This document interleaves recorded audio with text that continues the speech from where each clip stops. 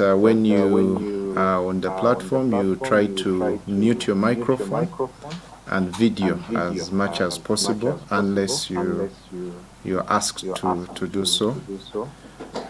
We have shared email with links, two major links. One is to a social chatting app called Telegram. So we ask you to log in and join the online chat group. We also ask you to join the Google Classroom. That's where you'll find all the materials that regard this training will be uploaded.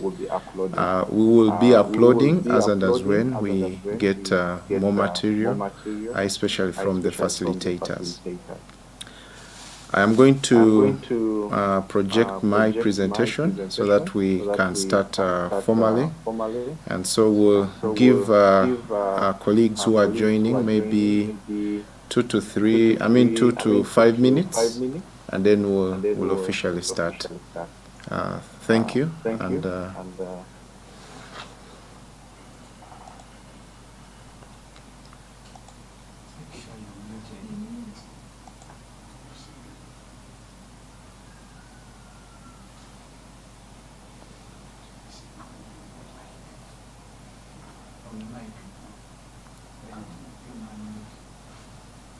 I unmute.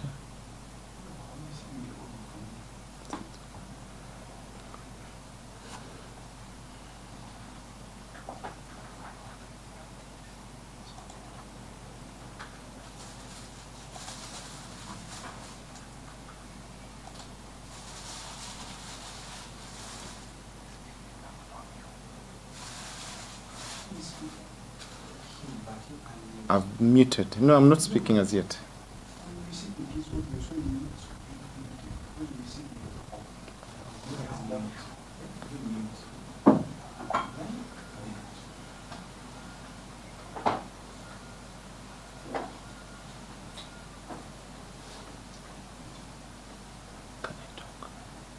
Not officially.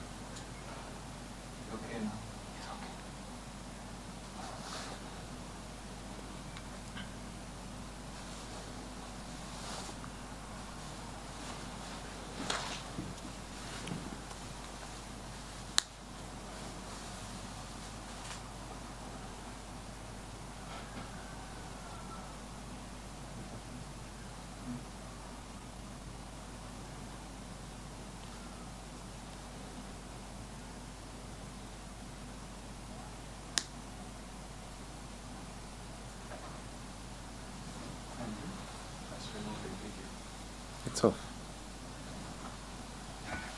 We are seeing this.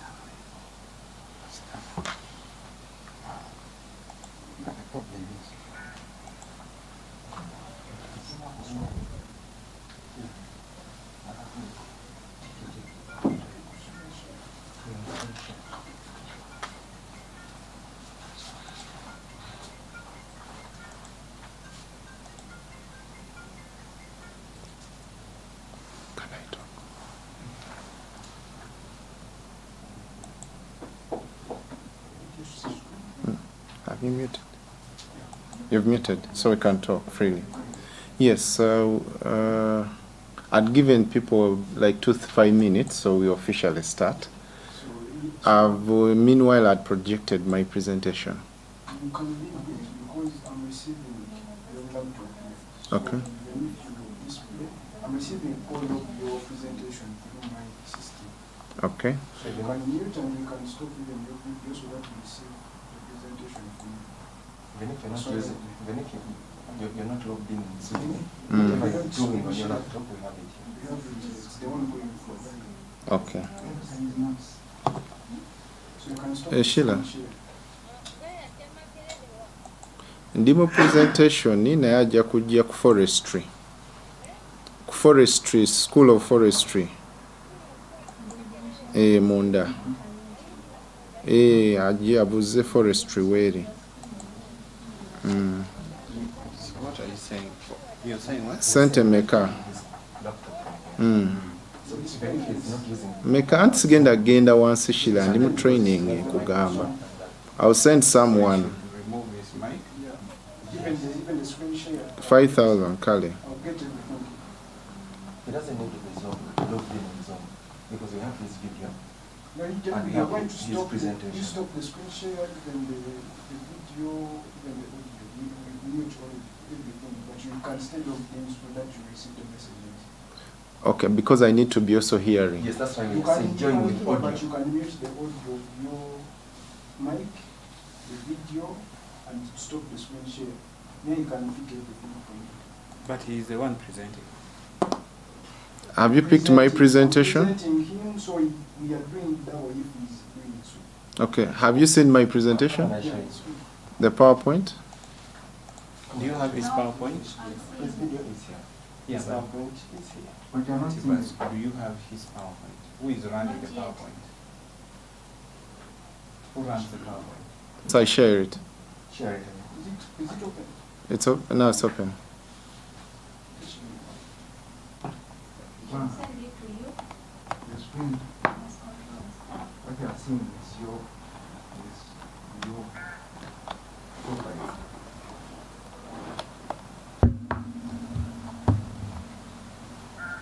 Everything is not propaganda. Yes. No, it's okay.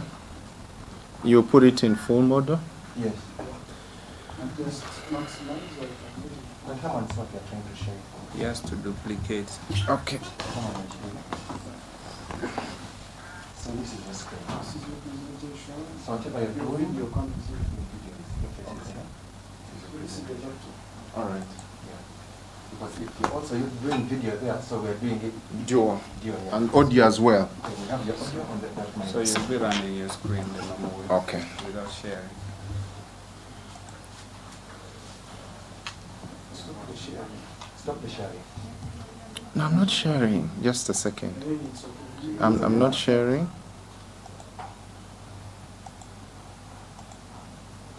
Any housekeeping things I should communicate? People to name their profiles with their countries, to register. I think that's crucial. Start. Just a second.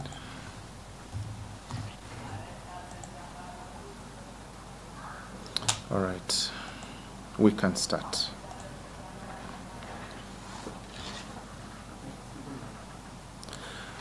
Thank you once again.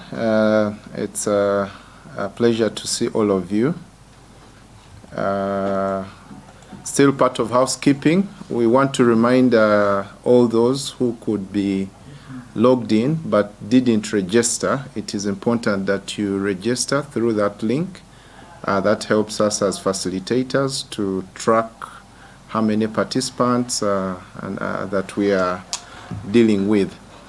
Also to ask us to, if we can, alongside our names, put probably the country. That will also help us to in discussing and knowing who we are engaging with. Otherwise, I'm happy to take us through the introduction. This is basically the opening session of the training, and then subsequently we are going to have remarks from a couple of people as the program starts. Wherever you are, we'll ask you to pray and whatever faith you believe in, we trust that God hears our prayers and answers our prayers. So this is a GAMES AFRICA-RCMRD online training workshop, and it's focused basically on wetland vulnerability analysis using GIS and Earth observation data. In your Google Classroom, you will receive the concept note to this training, and there are a couple of assumptions that we have made, that people have, or participants have at least basic understanding of GIS and remote sensing, among other things. The training builds on the Wetlands Vulnerability Analysis Project implemented under the Games and Africa program, supported by the African Union and implemented by the Regional Center for Mapping of Resources for Development. The assessment was achieved by using improved Earth observation data sets and improving the methodology that deploys GIS modeling and analysis. Wetlands vulnerability analysis aim to really enhance the wetlands monitoring and assessment using geospatial tools and Earth observation data sets. As the training goes on, some of these will be unveiled to the participants. Some of the state-of-art data sets and tools that have been developed to really equip us and empower us to be able to do analysis, especially in the wetland subsector. But of course, these tools can be used across other natural resources. For example, last week there was a training on the same, but it dwelt and focused more on land. So the games program, this will be also in the remarks of the team at GMES and RCMRD and Makere and ESIPS International. So they will talk more about this program.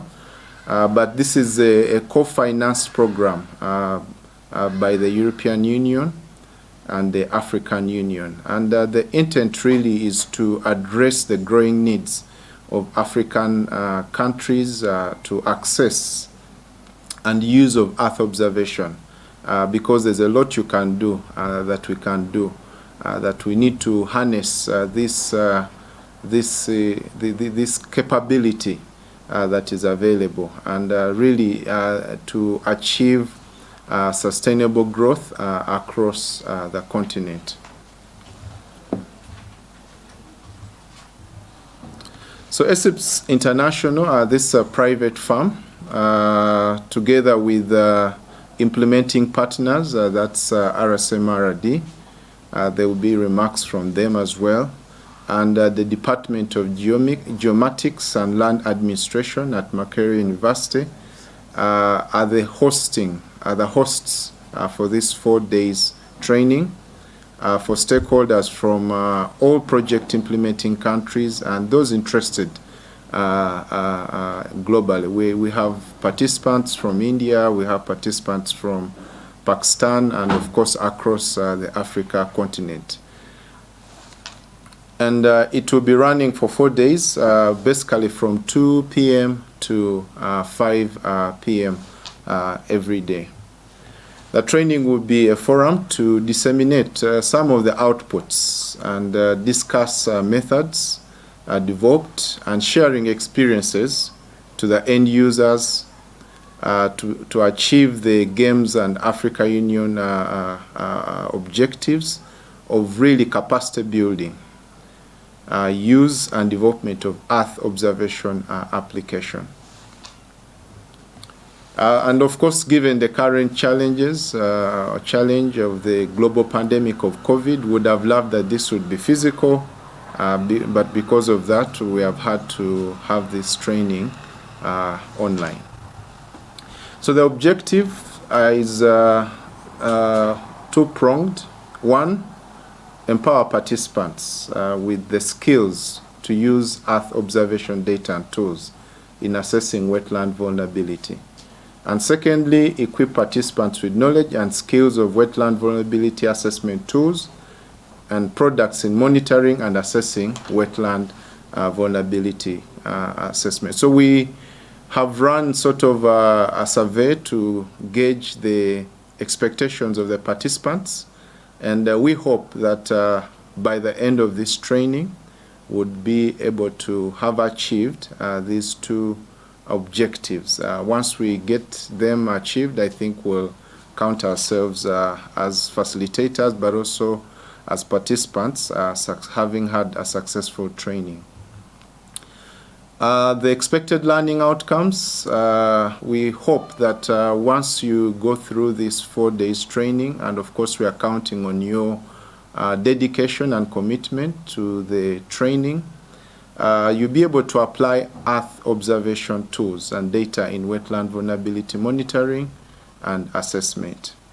You'll be able to visualize and interpret outputs of wetland vulnerability assessment, use wetland vulnerability assessment tool in wetland monitoring and assessment, especially for decision makers and people who are in position of influence as such.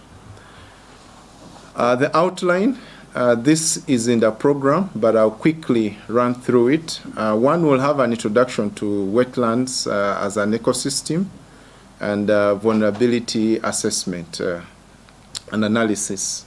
I will also introduce you to Earth observation data for wetland assessments and collection tool. We'll have a session on stakeholder composition and steps of wetland vulnerability assessment, Earth observation data sources and processing for the same. We'll point you to where these data sets are, how you can access them, and we'll be able to share with you the links to the same. We'll take you through wetland vulnerability analysis tool development concept as a concept, and then configuring and using wetland vulnerability assessment tool. This is a desktop application, and accessing and using wetland vulnerability assessment analysis tool as a web application. We have shared the program with all of us, and it's at this point that I would like to now sort of formally turn the training, or having the formal really opening session for this training, and having gone through really a quick look at what we expect. And so I will not go so much into the program, but just to emphasize that it's a 4 days training running from 2 to 5 p.m. Of course, we'll be registering participation. We hope to award a certificate of participation, and so the key word there is participation, and we'll have a mechanism of grading participation, and this will be an e-certificate that will be sent to the emails of all participants who would have successfully attended the training. And so without much ado, I'll bring my presentation to stop and then focus on the official opening of the session. I thank you for listening.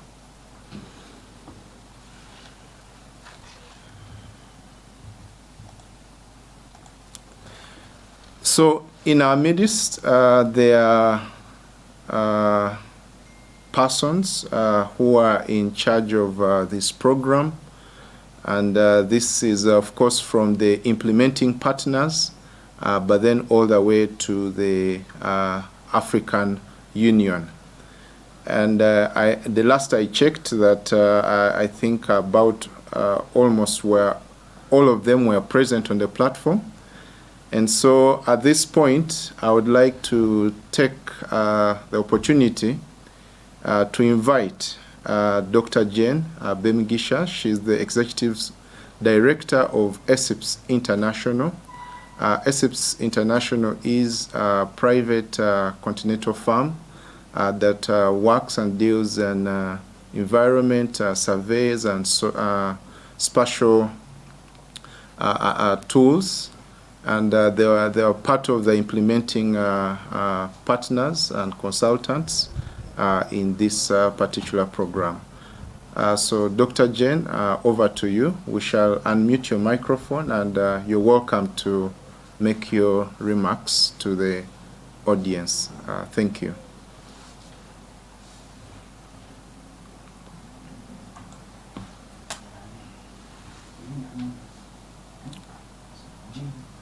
the host, the administrator, please, Dr. Jane Bemigisha, if you could unmute her.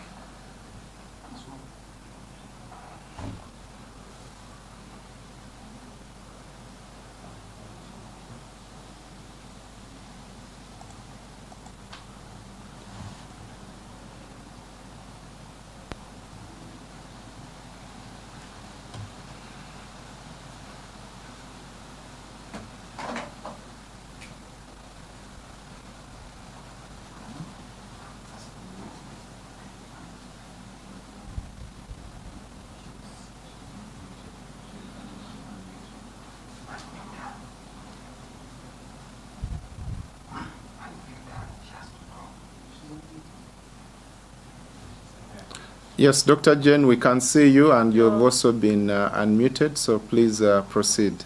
Thank you. I'm very gratified to meet you, participants, and everyone.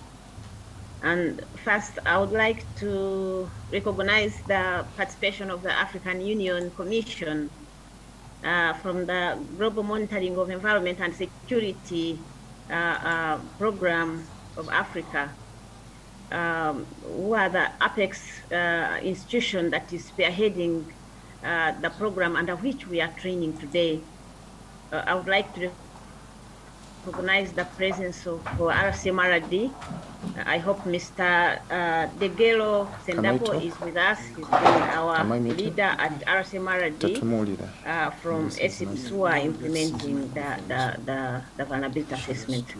I would like to thank Makerere University, Professor Anthony Gidudu. I hope he's here. I recognize your presence, Prof, and I also welcome you to this session. I would like to welcome ESIPS International School of Forestry, Henry and Tim, Thomas and others, and the trainers, forestry. And also the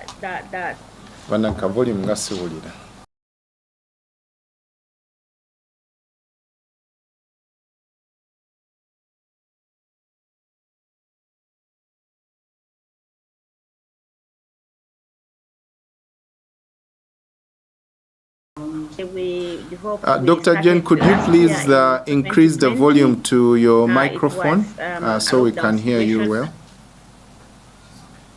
Okay, thank you, please. Sorry.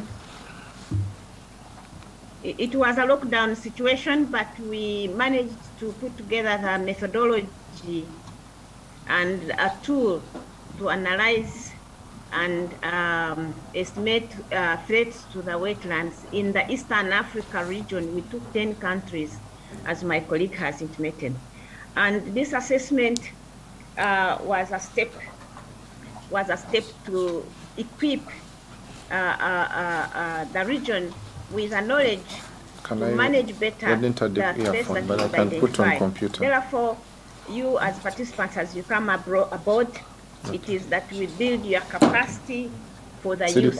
I see that over now 600 participants have registered, although we have fewer here right now. I think more will come. And these participants who have registered are showing us that the threats that we have on wetlands are really appreciated. I would like to appreciate your interest and to thank you so much for recognizing this issue of wetlands degradation and reduction in area. Globally, the Ramsar Convention, which is the global body that is responsible for policy formulations for wetlands management, has recognized or has assessed and found out that so she sends me the presentation. In the 20th century, globally, the wetlands declined at about 70%. And this could be really much more in different countries. Border and not to mention my country. And my country is Uganda. And I would like to see that on this note, the African Union has become so proactive to realize that this should be one of the issues that should be solved in their program. Thank you. last time. This tool is now tested in Eastern African region, but we look forward to see it tested globally and used, and that the outcomes will be visible. And therefore, you participants who have come today, you are our ambassadors. You are our ambassadors to see that there is sustainability of what was developed as small, and the sustainability is through the capacity that you will that will be built and awareness, and that you will take it forward in terms of development, in terms of awareness, and in terms of use, especially to be sure that it will be useful to the different countries that are facing wetlands decline and degradation. I would right now take the opportunity just to thank the African Union and GMS and Africa program particularly for supporting the private sector. Bringing the private sector on board has been a very, I could say, a transformative move to see that we contribute to capacity, but also we work with institutions that are specialized in different areas of Earth observation applications, and institutions that we are working now, like you will see, is Makerere University, who is the academia part of the consortia that is training, that is building capacity in the region and now beyond. And this is really, really important for a small company like ASIPS to participate. We also now would like to thank RCMRD for bringing on board a small company to work with them at their level to assess and solve problems, of course, using Earth observation. Then, as I have said again, working with Makerere University, we have bigger dreams. You will be involved perhaps in the near future in what we would like to say or to program as a curriculum and research development aspects of this tool to see that it is further developed, it is utilized, but it is also useful to academia. And we know that through academia, research, and education, it's where sustainability and the future will lie for this tool. I would also now like to outline my colleagues who worked tirelessly to build this tool. And some are here and some are not. And the first one is Professor Musinguzi, who has been the technical team leader. Then we have also Paul Mafabi, the late, who unfortunately passed away on the way. And this was the senior wetlands management policy scientist. And then we had also Alan Mazime, who is still with us now, the application development specialist, who will have a presentation shortly. Then we also worked with Tinebeb Yohanes, the wetlands and water spatial analyst, handling also stakeholders analysis or engagement. Then we had Henry Massa, whom you have already met here, and he's the environmentalist at ASIPS and the GIS specialist. Then Thomas Enuru, a spatial data analyst, you will meet him during the training, as well as Rafael Wangara, who is the spatial ecologist and training specialist who organized the training material and organized the previous training, and we are now using the same way he organized from the beginning. We have the assistants, our spatial analyst assistants, Kenneth Adrico, Ismail, Beatrice Chasimile, and also Hans Marx and Tam. So this is a group, if you notice, it is a really group that is interdisciplinary and very, very focused, that we are still with them on board. reading their names and their specializations is an issue that when you take this tool up, you may not just work alone to utilize it. You may want to create your groups or your teams. It is a teamwork. It's not one person work. Then out of the specializations I have outlined is the stakeholder engagement. Without stakeholder buy-in, without stakeholder involvement, it is difficult to implement, even when you have very good assessments on the table. Therefore, dear participants, I appeal to you that when you go back to utilize this tool, don't sit on your desk and analyze and think that you have done a very good job. The better job is to involve the stakeholders and to work with them to get the outputs, and also make sure that you work with them to see that the outputs are implemented in a way that they were meant. And in that way, we will succeed. We will succeed. I would like to end here and thank everyone for attending and wishing you a great session that is coming right now, but also in the 4 days. Thank you so much.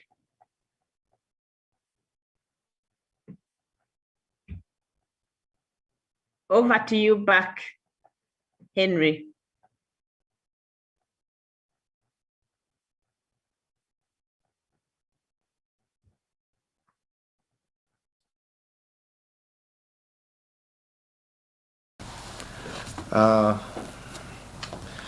Thank you, Dr. Jane Bemigisha, for those remarks.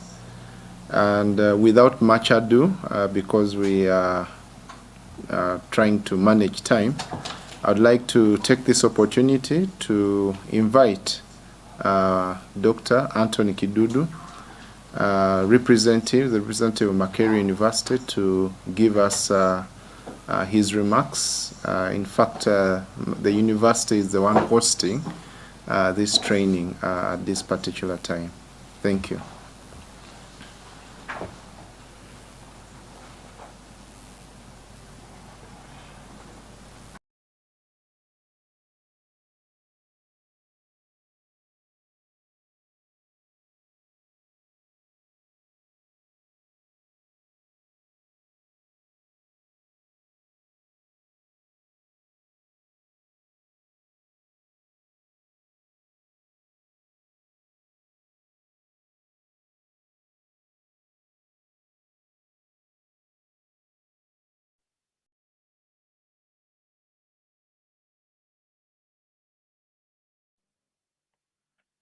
Thank you very much, and a very good afternoon to you all.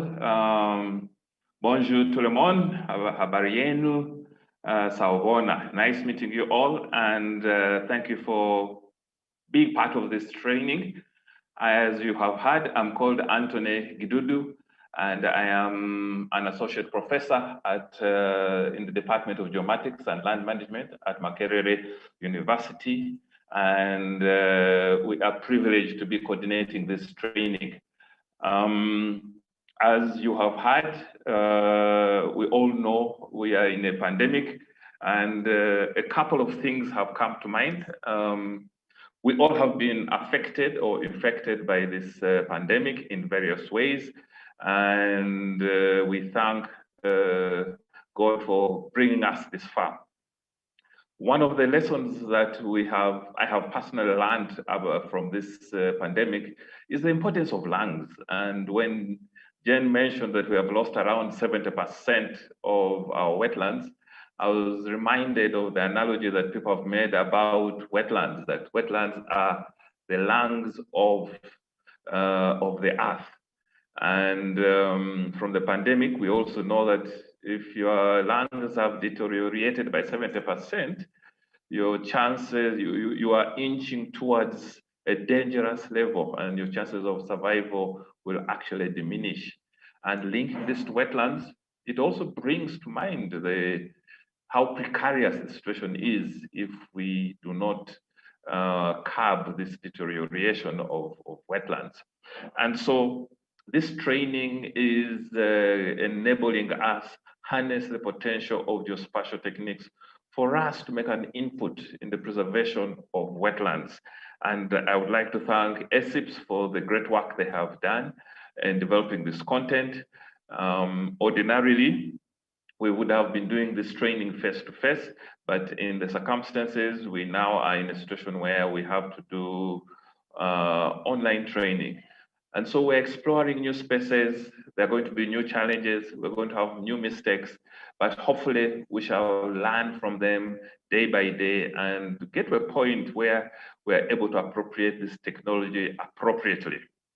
Obviously, if we had done this training face-to-face, we probably would have been training around 30 people, but thanks. I think, as they say, the silver lining to this pandemic is to explore these new spaces, and we're now able to reach out to, according to my records, we're almost hitting 300. That is something we wouldn't have been able to do face-to-face. And so we are really grateful for this opportunity, for you to be here. We are grateful to ACIPS International for developing this content. We're also grateful to RCMRD for the support and for incorporating the private stakeholders in this training or developing this content. And of course, GMES and Africa, coordinated by the African Union. We are truly grateful for your support. We're also grateful for the general support by the European Union, and we are trusting that this knowledge will take us steps further. I don't want to take a lot of our time. At this juncture, would like to invite I always call him my senior brother, Mr. Degelo Sendaba from RCMRD, Regional Center for Mapping of Resources, to give his opening remarks. And from there, we shall hopefully get some representation from the African Union. So thank you very much. And moderator, kindly unmute Mr. Degelo so that we can get his opening remarks. Thank you very much, and have a great training.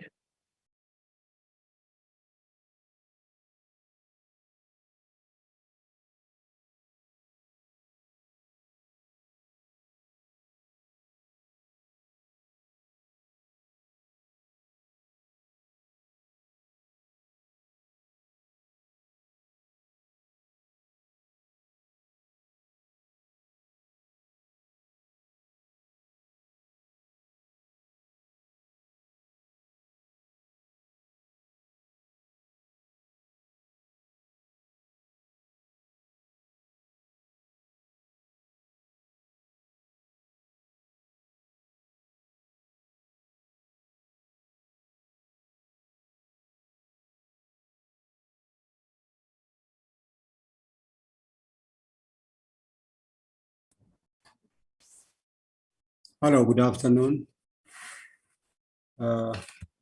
Thank you, Professor Anthony. Can you hear me? Hello, can you hear me? I think something is wrong. Can you hear me?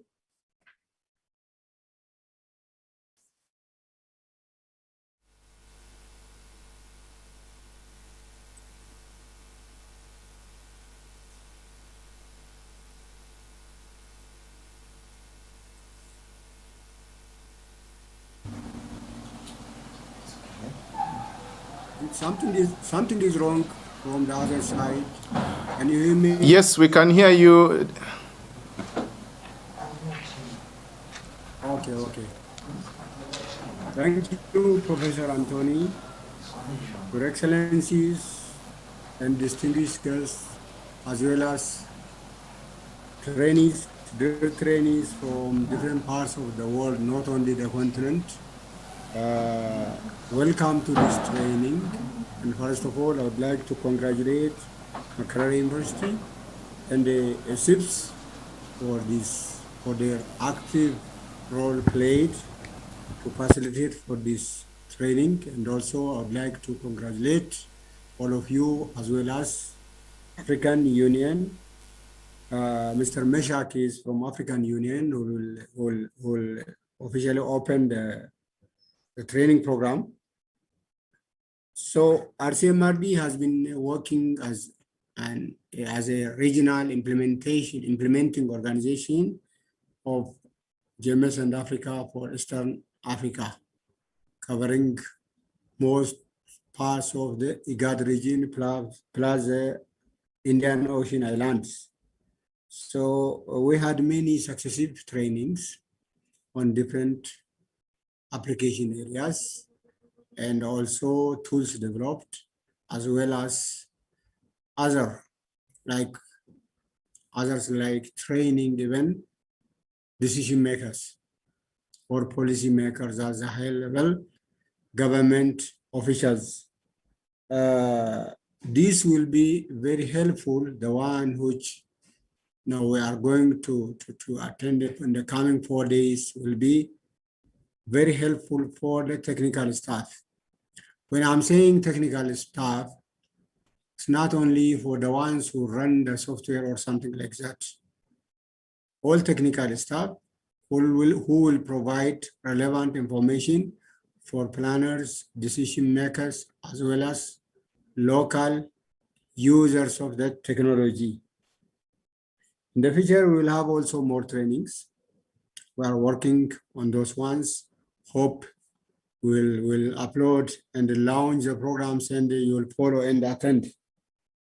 So this will be a good opportunity also to thank African Union, GMS and Africa program, as well as African Space Science Agency, who has been playing an important role for the use of Earth observation and geoinformation.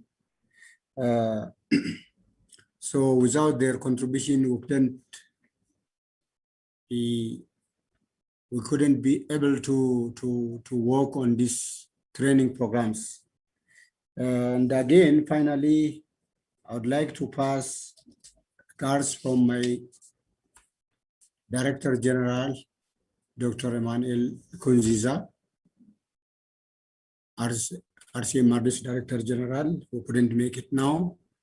So now I would like to advise you all to attend thoroughly this training for the betterment of the African environment, especially the wetlands, which are badly affected throughout the continent, especially in Eastern Africa, to protect and also to manage them properly.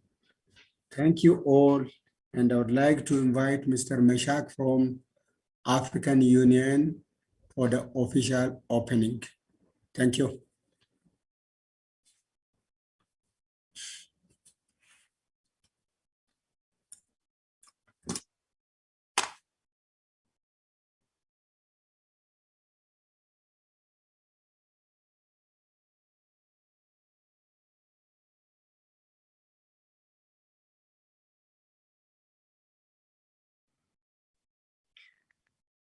Good afternoon. Just to confirm if I have feedback from your side, I hope my microphone is okay. To Degelo, thank you so much for passing on the baton to me, and I really appreciate what has been happening at RCMRD, collaboration with Makerere University and the private sector regarding the training. So my name is Meshak Kenywa from African Union, GMS and Africa. I lead the training component of the GMS and Africa and also contribute to the African Space Program.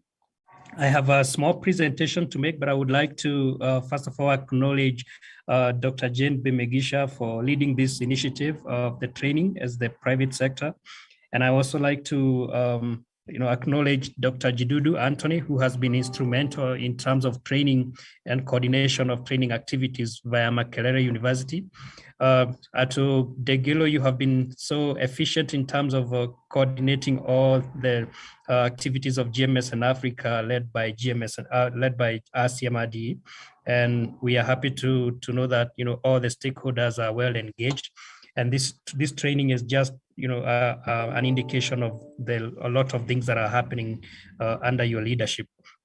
Regards to Dr. Emmanuel Nkurunziza, who has been a key leader in this component, and I know that he's not around because of so many other engagements, but we acknowledge him and we also want to pass that appreciation. I'm not just coming here, but I have mandate also from Dr. Tidiane Ouattara, who is the space expert at the African Union level and the coordinator overall of GMS in Africa. So I would like to pass his appreciation regarding what is happening around the training component and other development of services in the GMS in Africa program. So if the host allows, I would just go over, a few items regarding the training component and to show you where we are coming from, because we have so many participants today who are probably not familiar with GMS in Africa and AUC as a whole. So what happened is that there is an agenda called Agenda 2063 that was formulated by the African heads of state and government, and it was a 50-year initiative back in 2013, projecting up to 2063 on where they would want to be within those 50 years. And it happened at a time that the AU was celebrating the Golden Jubilee. And from that, we have 7 aspirations within the Agenda 2063. And mapping out all those aspirations, we find that space is a key driver of that agenda. And subsequently, the AU heads of state and government identified the African Outer Space Program as a flagship for implementation of this agenda. And this just shows a few objectives where space can cover, but we have a lot more that space addresses more than this. And you bear witness with me that also in the global level, the SDGs, they have been acknowledged that at least all of them, the 17 goals, can be addressed and can derive their services from space. And this is an encouraging thing, because we are not only doing space as as a technological advancement or any other endeavor, but we are doing it because it has some socioeconomic benefit. And as we are going to see from this training, space is also applied in wetland management and other natural resource management. So when we did that, we came up with GMS in Africa as one of the implementation leg of the African Outer Space Program. The African Outer Space Flagship addresses four main areas, which we call the domains of space. It's Earth observation, it's satellite communication, navigation and positioning, and astronomy and space sciences. Under Earth observation, we have the implementation of GMS in Africa as one of the important projects that is helping us to gather the data and to gather a lot of information on how best can we come up, with the continental Earth observation program. So under GMS in Africa, we have again 4 pillars. One of them is training, but we have development of services like RCMRD is one of the 12 consortia over the continent that is leading in the development of services in wetland management and 2 other applications. So we came up with a training program. Well, first of all, we had to develop a training strategy, and the training strategy contains several principles that cut across the various needs that we have in the continent. And one of them that we wanted to introduce is actually to have both online classroom and on-the-job trainings. And online training has become very vital in this era of COVID situation. And this is just an indication that what we are attending now is an online platform. We couldn't gather 270 or 280 people in a classroom as we are doing through this Zoom platform. So it has helped us to expand more, and it has helped us to reach out to the masses. Well, the training through academic institution is one of the areas that we have explored. And again, it's demonstrated here by the interaction between RCMRD and the Makerere University. And I have to say that this is one of, I think, one of the champions that we have over the 12 consortia. RCMRD has been a champion in terms of engaging the academic institutions to offer the trainings. And Makerere University, kudos to you. You are doing a lot, and we acknowledge that and we appreciate. And we hope more to be done in order to invigorate this kind of partnership. The other thing is that we wanted to have integration of ICT with EO. What we have done some work here, but we still need to do more in terms of integrating the cloud computing component within the Earth observation. Initially, the EO sector used to be a standalone platform, but we want to integrate other emerging technologies in order, to make better use of the data and to infer more information from there. So those are just some of the principles that we identified. We have to acknowledge also that, this triangular interaction between academia, private sector, and the consortia themselves is teaching us a lot, and we have learned a lot of lessons for the next phase and for the next or the future programs that we will implement in Earth observation. We have actually noticed that, academia is a very good platform to reach out to the masses. And when it comes to sustainability of training programs, academia is one of the most useful institution because it's always in the business of training, and domiciling trainings through academia is helping a lot, but also bringing the private sector through that component is helping us to add value to services and to discover more than we used to think within the confines of EO, because the private sector is going beyond EO, integrating other technologies and tools. And we have seen this interaction not only with AFRICA-RCMRD and SIPs and other private sector, but also in the north, in the south of the continent, in the west and the east all together. And we're going to document, all these lessons learned so that we can inform the future programs. Well, what happened is that we started with gathering needs from all the 12 consortia. The 12 consortia are leading a network of about 120 other institutions. I think each of the consortia has about a minimum of 7 or 10 institutions, including academia and private sector. So all of these were consulted on the training needs, and we gathered all of them in a table. You just see a sample here, but we have more than this. So what happened is that when we received all these training needs, we categorize them into courses, into different courses that we can identify. Those that have to be merged were merged, and we came up with all these that you see in the graph below.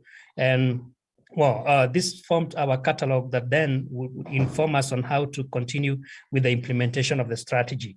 So we retreated and said, okay, we have to divide, roles between academia. We have to divide roles between especially the African Union Commission at the continental level. We have to also divide some roles within the regional level led by consortia. And this is where, we have realized a lot of dynamics, because allowing, the institutions like AFRICA-RCMRD to coordinate trainings at the regional level, they have addressed their real needs that, might not be required in the other wider continent. So we came up with this training plan to implement, the training strategy and the training catalog.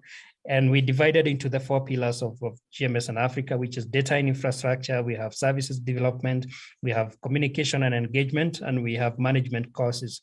Most of the management courses have been taken by AUC and other, and also consortia at their level. They have been doing a lot at their level in terms of management of grants. Communication of EO is not as simple as other types of communication, because you have to interpret the information and then you deliver that information. And then so we have been able to do several trainings on service communication, but more needs to be done in order to educate the wider communities. Service development, and this is where most of the consortia have been doing a lot of work, tailoring all their specific needs to the training. And at this continental level, we only took that which was cutting across, and we ourselves together with UMETSAT, JRC, and European Space Agency, we have been doing offering this at the continental level. But most of the work, to say the truth, has been done by the consortia like AFRICA-RCMRD and the 11 others. And this is where we have realized a lot of dynamics and achievements. So we have achieved a lot. This is just a capture of what we have done so far. Within a period of 3 years, we have been able to, we mapped out the existing capacity on the continent that has been impacted through other preceding programs like MESA, UMETSA, MESA, We used to have another program called MSD, and we used to have Puma. All these have derived a lot of capacity of the continent, but we need to document that, and we did that mapping of the existence.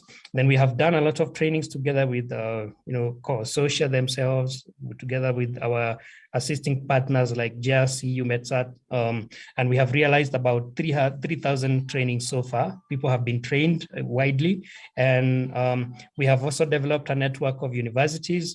This is an active network of universities that is operational, and it's leading in we have some working groups defined under this network, and we seek to continue engaging this network in the future in terms of reaching out to the wider masses of not only students, but other other people within the university network. We have a virtual networking platform that universities can interact. And more than that, we have established a digital learning platform that has helped us a lot in terms of reaching and documenting courses. We have over 100 courses so far with approximately 700 users registered within the digital platform. And we have offered over 40 master's and PhD scholarships that have been supporting the development of services. And RCMRD has issued some scholarships as well. So yeah, this is just a pictorial view of what we have achieved, the strategy, the workshops that have been done, the database of existing capacities in the continent, and many others that have been achieved so far. So we really remain grateful to RCMRD, to this consortium and other consortia that are still leading the training aspect. And we are sure that with this kind of development, we will reach out to the we will reach the targets of the Agenda 2063, which clearly calls for a revolution of skills in the technical areas, both software and hardware. And we also reach also the targets of the African space strategy, which calls for critical mass of people or scientists that can support the African space program. So I want to thank you, and I want to appreciate you for your patience.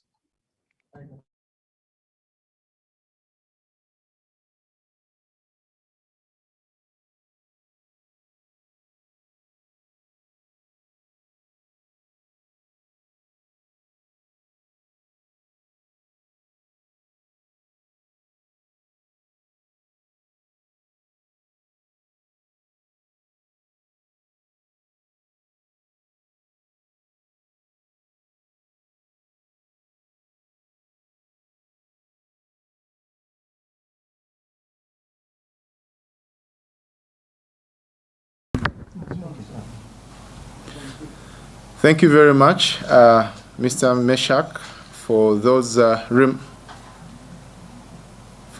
remarks, and also Mr. Degelo earlier for the remarks. And on behalf of the participants, I would like to say these are well received, and we take note of what the African Union is doing, and of course together with partners like RCMRD across the continent, and indeed working towards Vision 2063, which is possible. And that marks, of course, I expected Mr. Meshak to sort of declare the training officially opened, but I believe that his remarks had the very intention to declare that this training is now officially open and launched.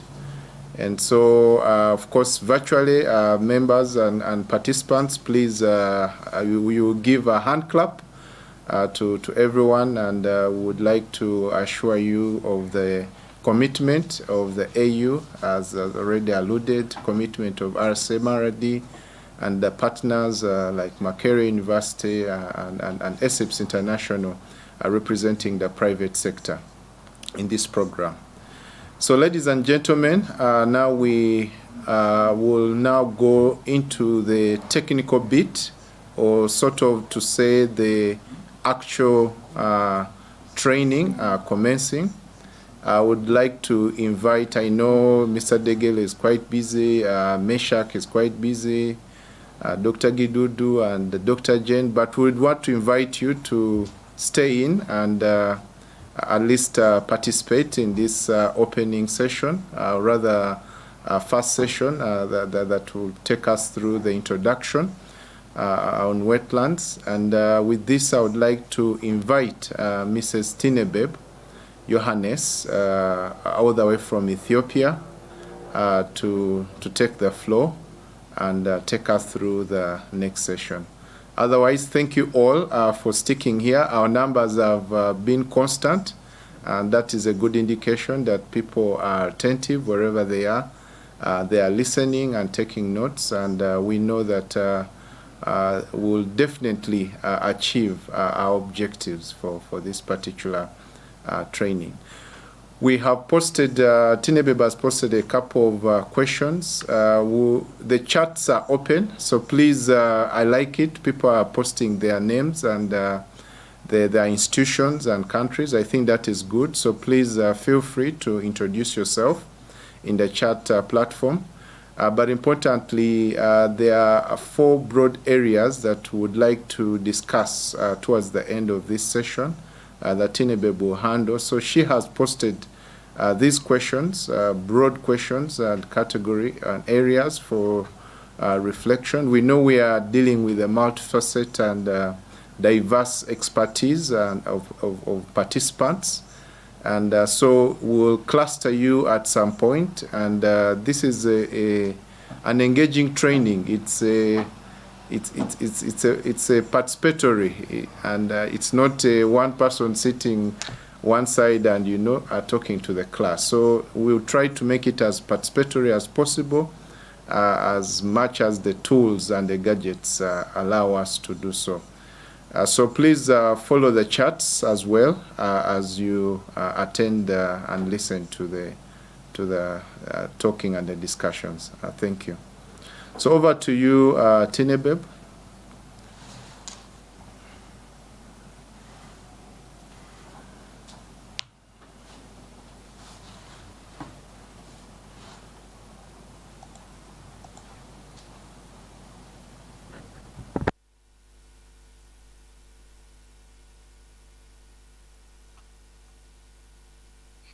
Hello, good afternoon.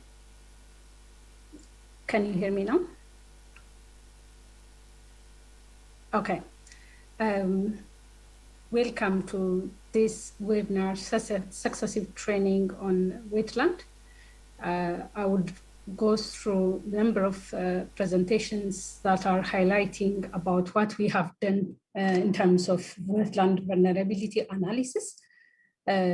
The first day, which is more or less talking about a highlight or an introduction sections of wetland ecosystem, stakeholder, and some brief notes about Earth observation. But my colleagues will go through deep dive from tomorrow onward, is what we have done on the tool and what we have done on the methodology, also expert and stakeholder involvement. So, these are the first presentation, introduction to wetland ecosystem. I already have highlighted my name a little bit, and my name is Tinebeb Yohanes. I am from Ethiopia. Oh, I cannot go to, yeah. First, I'll, for the sake of internet bandwidth, I'll make my video off. I can see that there is a little bit problem on the display. So, yeah. All right, the first day, we will first go to the topics and final discussion titles.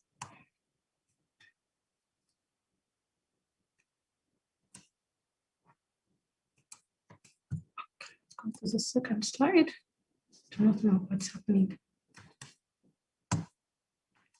Yeah, are you looking at my slides?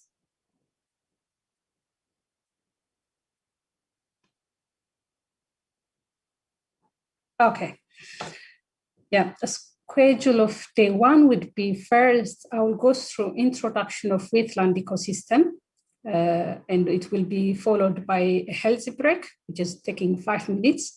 And then successively, I will go through 2 PowerPoint presentations. The first one and the second will be stakeholder composition and analysis. And then the third presentation will be application of Earth observation data, emphasis on wetland vulnerability assessment.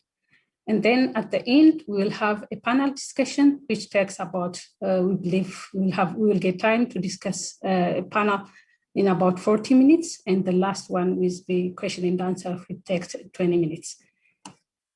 Yeah, title of the panel discussions, I've tried to post it on chat in here in today's Zoom platform, and also in Telegram groups. If you could find the text, I would like to think of, whilst I go through the presentations, I would like you to think to these three topics. The first one is state of wetland in your country and major causes of degradation.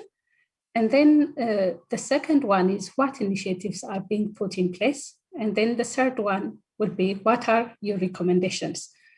I would like to ask a volunteer who would like to present these three main topics, one for each country. And we will expect at least 6 speakers in the panel discussion to talk about these three main topics that we are listed here. So our facilitator will go through when we do the panel discussions, but before we do that, I would like you all to think of these three main topics that you will be presenting in the panel discussions.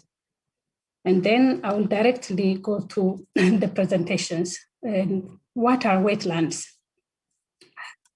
So wetlands are, it is defined as any land area that is saturated or flooded within water. It is either be seasonally or permanently. They can either be inland, such as lakes, aquifers, marshes, or coastals, or mangroves, estuaries, and coral reefs. And then another definition of wetland could be an area where water is primarily factor controlling the environment and associated plant and animal life. They occur where the table is at or near the surface of the land, or where the land is covered by water. So in many of the wetland definition, it's always debatable to get a straightforward definition of wetlands. But then all of ecologists or all of stakeholders working on wetlands have three main components to integrate in wetland definition. The first one is wetland should be distinguished by predominant presence and dynamics of water. It's either be at the surface or within the root zone. The second could be have a unique soil or sediment conditions that are different from adjacent nor non-wetland areas. The third, the main component is it has to support vegetation and animals specifically adapted to permanently or seasonal wet conditions. So as I have identified, the wetland definition varies from each countries or from country to country. There is a Ramsar Convention of wetland definition. For those of you who are not familiar about Ramsar Convention, it is a convention of wetland that are signed in 1971 in an Iranian city of Ramsar. It is currently, it is a convention of wetland, it is intergovernmental or treaty that provides the framework for national and international cooperation and wide use of wetland and their resources. Currently, there are about 171 countries that are contracting bodies or countries. And then there are about 2,400 wetlands that are registered as importance of a wetland. Among these, about 42 are found in India. And one of the famous wetlands that are found in IGAD region or Eastern Africa is the Sud wetland that is found in South Sudan. So in Ramsar Convention, we see that wetlands are defined as area of marsh, fen, peatland or water, whether natural or artificial. It could be permanent or temporary, with water that is static or flowing, fresh, brackish, or salt, including areas of marine water in the depth of which at low tide does not exceed 6 meters. If you would like to have more information about Ramsar, the link is provided here.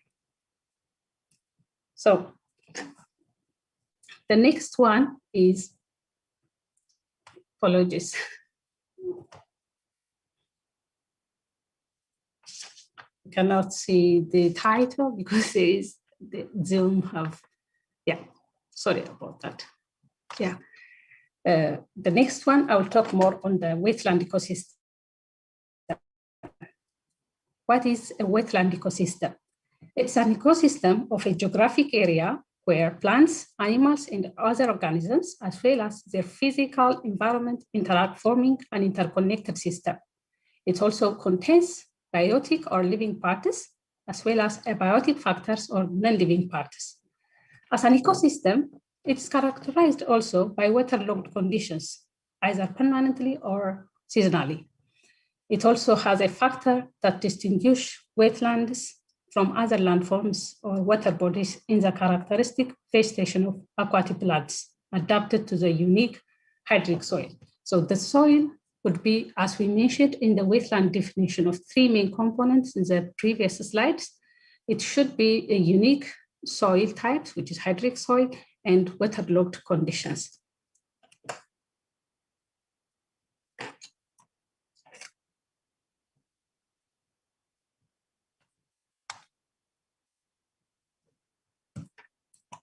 Yeah.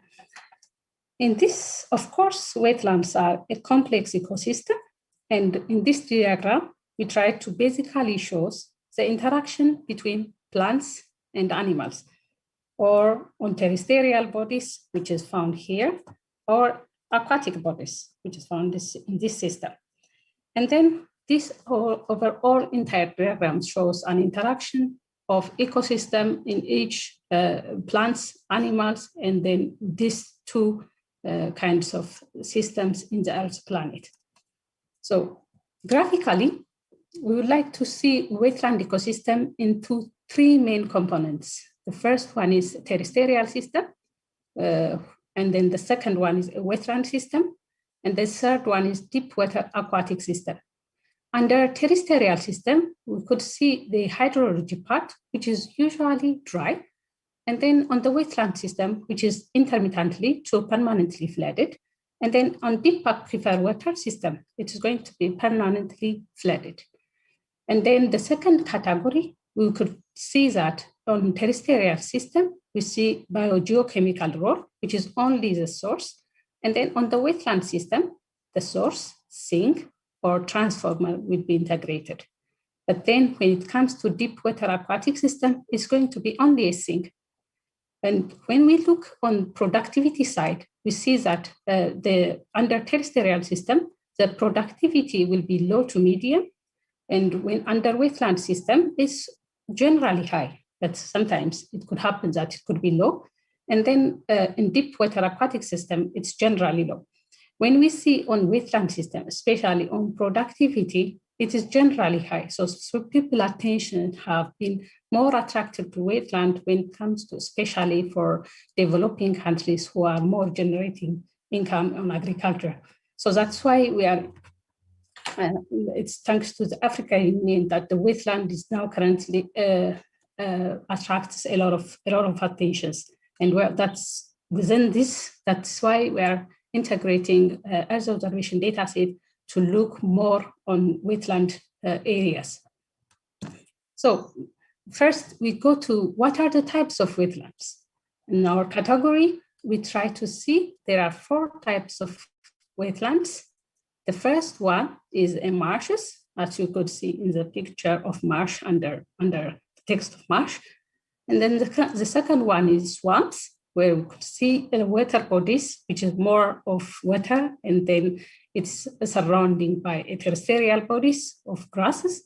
And then the box in the third category, where you could see more of soil, it looks like agricultural areas that are more of rice has been grown here. And then the fence, where you could see fence integrated also with water. But then it's not limited only with this type.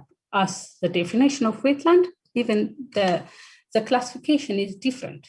Under Ramsar conditions, this is international conventions that are classified wetland in the categories of 5 major wetland types, which is also mostly followed by most countries. The first one is marine, which integrates coastal wetlands, which includes coastal lagoons, rocky shores, seagrass beds, and coral reefs. The second one is estuarine, which includes deltas, tidal marshes, mudflats, and mangrove swamps. The third category under Ramsar system of wetland classification is lacustrine, which is wetlands associated with lakes. And then riverine, which is also wetlands along rivers and streams. The last one, which is called palustrine, which is the meaning is marshy. It integrates marshes, swamps, and bogs. So here, as Ramsar conventions, back in 1996, there was a wetland classification made in East Africa, agreed also in regional wetland biodiversity, which is made in Uganda. So the classification is basically similar to Ramsar Convention classification. It's also classified under 5. But then there is another category which is integrated here. I will not go through all the details of the wetland type, but then I will first talk to the classification. The first one is marine. It has 2 categories, which is subtidal and intertidal. And as you could see in the left corner, the types of wetlands that are integrated into each subcategories. The second one is estuarine. It has also a category of subtidal and intertidal. And then in the right, you'll see what type of wetlands are integrated. The third one, which is sodic and or saline water, it has also a subcategory of lacustrine and palustrine. And then it also has second subcategory, which is also permanent, temporary. And then you could see some wetlands are seasonal. We have seen that in the definition of wetland, but then some of them are permanent. So in the Eastern African classification of wetland, they try to classify according to the seasonal types. That's why it's coming to permanent and temporary. And then the fourth category here is the freshwater, includes the first as a subcategory is riverine, which has also a permanent and temporary, lacustrine, which has also a permanent and temporary, and then the third one is palustrine, which has herbaceous and woody. So what is different from Ramsar Convention wetland classification is here, the main difference is the man-made wetlands, which is adjusted here as a man-made wetland. There are quite few subcategories under man-made wetlands. The first one is aquaculture or mariculture, which includes fish ponds, prawn farms. And then in agriculture, it has also includes farm ponds and dams, irrigated lands, rice path channels, canals, and ditches. And then under salt production, it has also a category of salt evaporation ponds. Under man-made wetlands, there is also a category, which is a wetland that is found in urban or industrial areas, which has a category of borrow pits, brick pits, mining holes, road impoundments, and quarries. And then the last category under man-made wetland is water storage, which divides into 2 subcategories, which is wastewater treatment facilities, ponds, dams, and reservoirs. So how wetlands work? Basically, in this diagram, we have tried to definitely have an important, we have tried to figure out wetlands have definitely has an important play to ecosystem. So this diagram shows the way wetlands are formed. It is largely through impeded drainage, which you could see from here figure, goes from which goes from inflows, both groundwater flows and outflows, which releases finally into streams. This has also a contribution to the atmosphere in providing rainfall. So Why are we looking on wetlands? Wetlands have a numerous importance for our ecosystem. These are, we have tried to list, but this is not limited to the importance of wetland that are shown here. The first and foremost is it's a water storage, which are beneficial to all the stakeholders and the economists, the stakeholders and all people that are interested on wetland. And then the second one is it provides a habitat to flora and fauna, which is also an attraction to recreation and also for pleasures. And it was also another benefit when it comes to storm protection and flood mitigation. It is in terms of flood mitigations, wetlands play a great role for mitigating floods and also protecting storms. It's not only flood, also it's used for drought buffering. When we come to drought wetland vulnerability analysis tomorrow, we'll go deep dive in the importance of wetlands when we talk about the methodology that we have been forming for. And then another important is a shoreline stabilization, and also helps us in the erosion control. And it has also an advantage on groundwater recharge as well as discharge. And when it comes to when we see streams that are flowing into outflows, it has also helped to water purification, since water is going on the outflows and there are some remaining under drainage. So it will also have a good benefit for water purification. And then there is retention of nutrients, sediments, and pollutants. The last but not least is stabilization of local climate condition, particularly rainfall and temperature. So graphically, we tried to categorize the importance of wetlands into these main categories. The first one is a process, which includes physical, biological, and chemical. And then the ecosystem structure, which includes geomorphology, hydrology, soils, flora, and fauna. These two has integrated into wetland conditions, which is talking more on hydrological, biogeochemical, and ecological. Again, this has been dispersed into two main categories under service and good end products. Under service, we've seen that there is a flood control, water quality, food chain support. And under goods and products, there is plants, birds, and fish. And then the last category is to know the importance under ecology, which has an impact on environmental service webs, and then economic products webs, which is mostly integrate in the importance of wetland.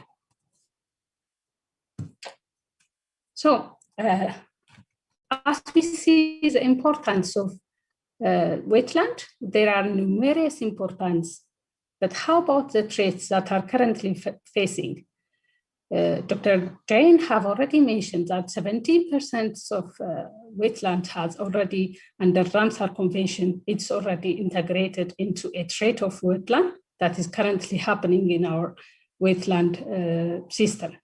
So what is the threats that are currently happening? We have tried to list out at least the main threats that are integrated into wetland, but this is also not limited to the threats that are facing the current wetland system.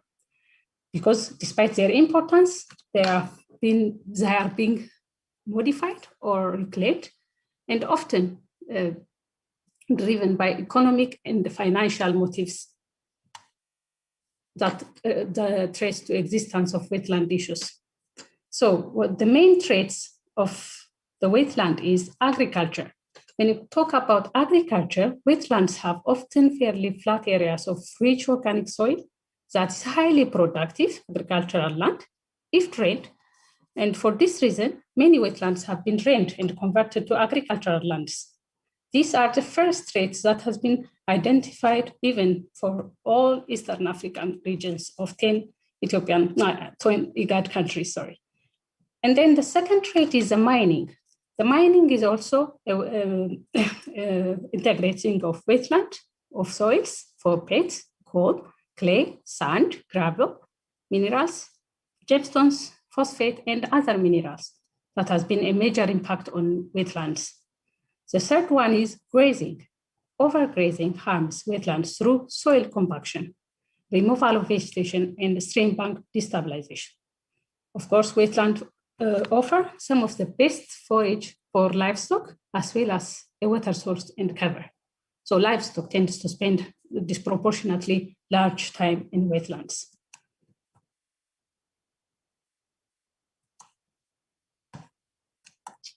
So another trait for wetland is a pollution, which is discharge of pesticides, herbicides, nutrients, sediment, toxicants from domestic sewage, agriculture, industries, aquaculture, and livestock. The big threat for current wetland is infrastructure development as well, which integrates floodplain development, often directly impacts wetland by removing vegetation, which also increasing to erosion. And filling of drainage wetlands for building sites of mega infrastructure projects. Example includes dams, roads, power plants, etc. And then finally, the main threat for wetland is a climate change, the global warming, climate change, temperature rise, shifting of rainfall patterns, or distribution of intensity impacts on wetlands. So pictorially, we have tried to list here what are the main traits that are being implemented currently for wetlands. As an example, if you see on the above middle picture, development of infrastructure is removing the wetlands for the purpose of development under the infrastructure.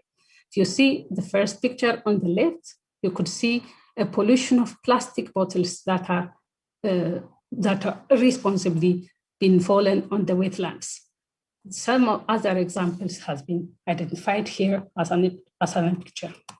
So what is this slide? We have tried to see here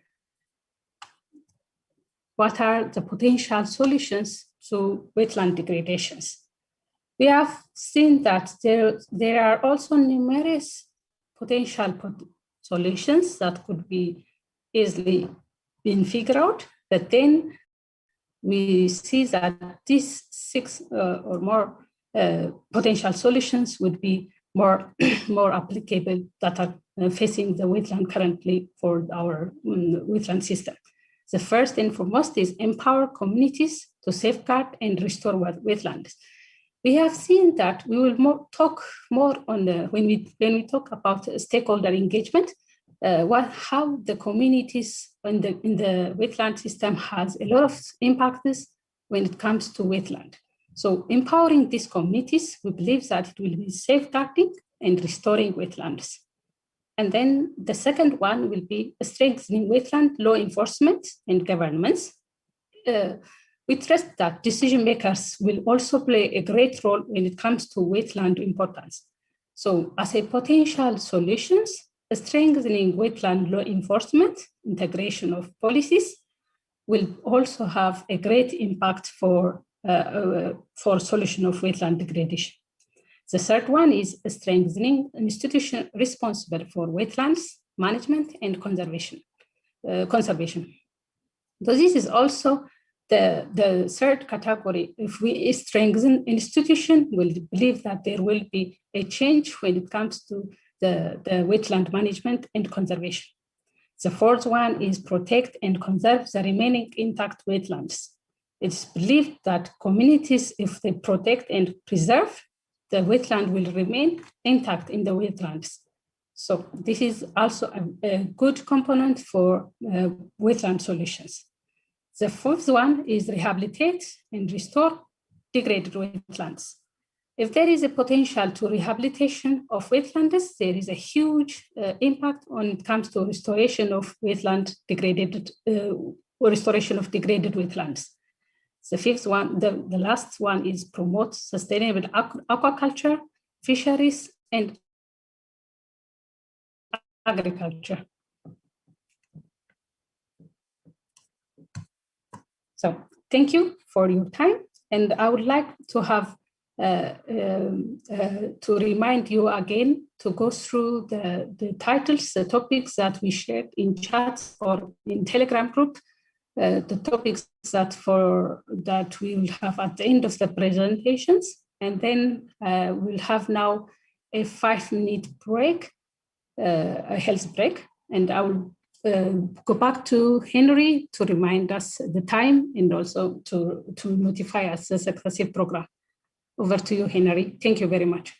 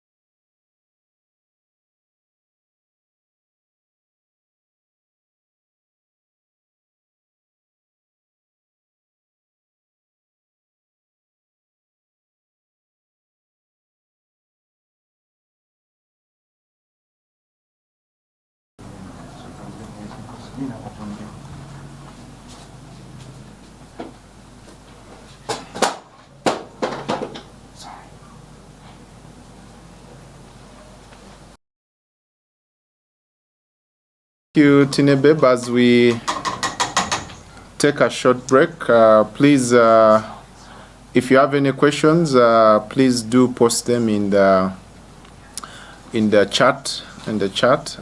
Also, to also let you know that we'll be posting these presentations in the Google Classroom that has been created. So I've seen some questions coming in that will we get these recordings or these PowerPoints? Yes, you will access them through the Google Classroom. So we'll continue to have a short break and then we'll resume the class. So wherever you are, please stand up, stretch your hands, your legs, breathe in, breathe out. Of course, if you're many, ensure you have your mask on. Thank you.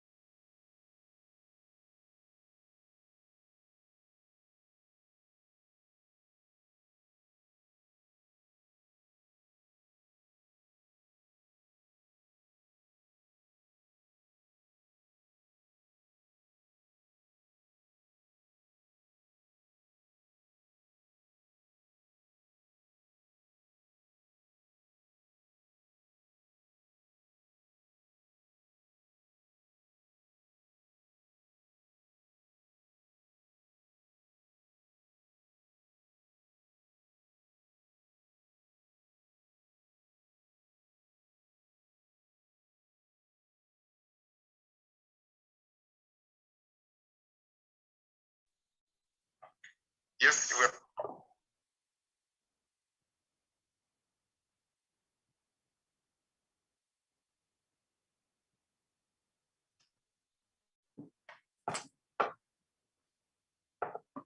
Okay.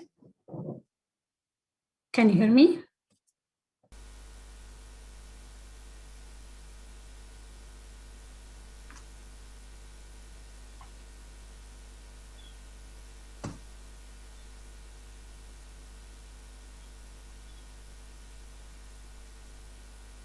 Henry, can you check that you can hear me? Tinebeb, yes, we can hear you. Please proceed. Okay, thank you very much. I hope that you have a pleasant, healthy break, and then we'll directly go through the second presentations of stakeholder roles and engagement. In the first presentation, we have seen that the main players of wetlands are stakeholders. And then whilst we do the vulnerability wetland assessment, we try to approach stakeholders that are currently working in wetland for each 10 Eastern African regions. And then in this presentation, we will slightly talk more on what procedures that we have followed and what outcomes are going to be, we have achieved so far.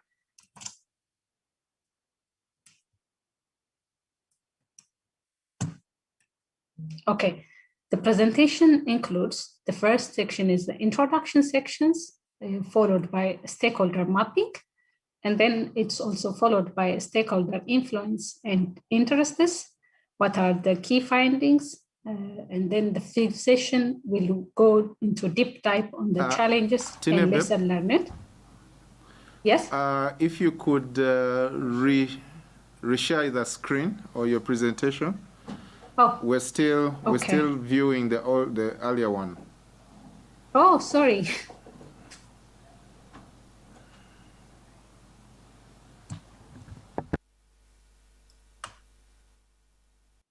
Let me know if when you see the stakeholder roles and engagement PowerPoint presentation. Okay, we'll let you know. You're looking. Okay, thanks.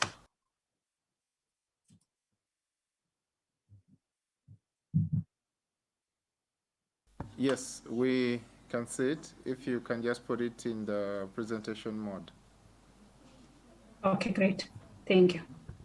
Okay. I was just explaining what steps we have followed since the first presentation. We're talking about the wetlands in general. And then we've seen that the stakeholders play a great role when it comes to wetlands. So while this parallelly doing the wetland vulnerability assessment tool methodologies, in parallel, we have also identified what are the stakeholders that are currently engaged in wetland activities in the 10 Eastern African regions. So in this presentation, we'll talk what are the roles and engagements. So the first section will be an introduction section. And then the second section will also talk about stakeholder mapping, followed by stakeholder influence and interests. And then what are the key findings in terms of stakeholders? And then what were the challenges and lesson learned? And then the final section will talk about more on the recommendations. So in the first, we'll slightly go to what is stakeholder engagement. In each activities, in each ecosystem, there is always stakeholder. And then when it comes to wetlands, there is also stakeholders. It is a process by which any person or group who has an interest or stake in wetland and involved in the related activities and decision-making and the implementation process. It goes all the way from the local communities, researchers, and then decision makers. And what are the stakeholders that we considered during making the analysis? Some of them are national wetland management institutions, research institutions with focus on wetland conservation and management in that 10 project countries. Why we get involved? As we explained slightly, to be consulted and get feedback on methodology and prototype for wetland vulnerability. So we map the stakeholders as their relevance. So we first identify the key stakeholders and then relevance to wetland vulnerability assessment. The second step that we did is we categorized all the stakeholders that were identified into 4 major categories. The first one is local community. As we said, that these are the communities that plays a great role for wetlands. Those communities that are found in upstream and downstream village or residents are considered. And then the second one is government institutions. Most of them are national, state, and local governmental organizations. And then under the third one, researchers, which are included, some of them has a Nile Basin Initiative, research centers, and some universities. And then the fourth one is NGOs, which is which involved in wetland conservation program and other humanitarian activities. So we tried to schematically represent into 2 categories of external stakeholders and researchers. Under external stakeholders, there is governmental organizations and non-governmental organizations, which are NGOs. Under governmental organization, we have seen that there is a local communities, national governments, some of the ministries, which is Animal Resource and Fishery, Ministry of Agriculture, Ministry of Finance, Ministry of Water Resource and Irrigation, Ministry of Environment and Forest are included. These are not limited to each country. Each countries may have a different naming of ministries, and then it could be organized as a general name category under each governmental organization. And then under non-governmental organizations, we have tried to identify wildlife conservation societies, NGOs what are working in wetlands, United Nations environmental programs, and the famous Wetland International.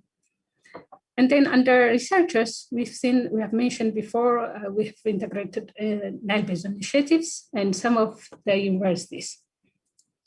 So when we do the third category, which has who have a great influence and then interest in terms of wetlands, we have tried to categorize these 4 basic categories under an interest based, which is displayed on the y-axis, and then an influence, which is displayed on x-axis.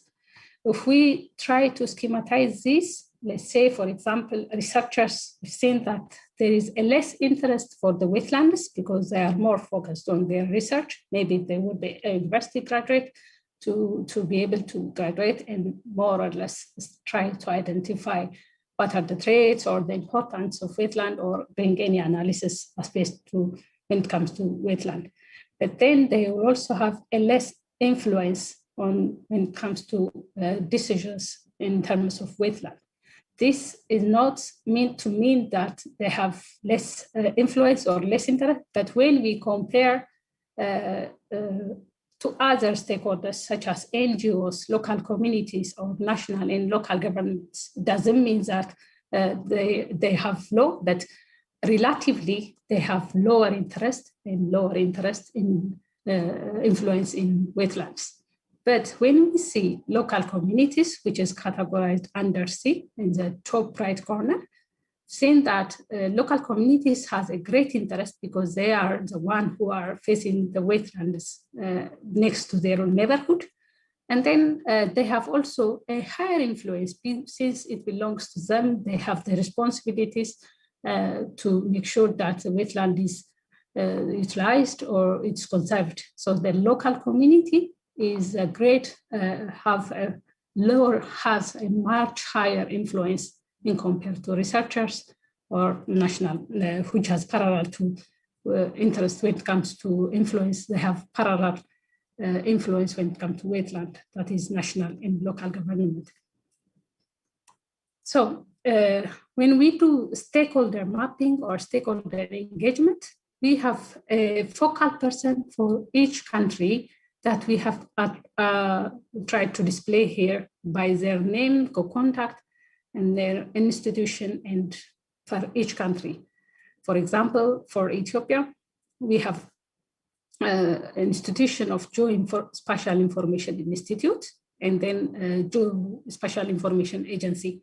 So we have tried to approach these people, and my colleagues will talk about what methodology we have followed to come up with wetland degradation in a framework called DPSIR. The acronym of DPSIR is driver, pressure, state, impact, and responses. Tomorrow we'll talk more on what approach we have followed when it comes to DPSIR framework.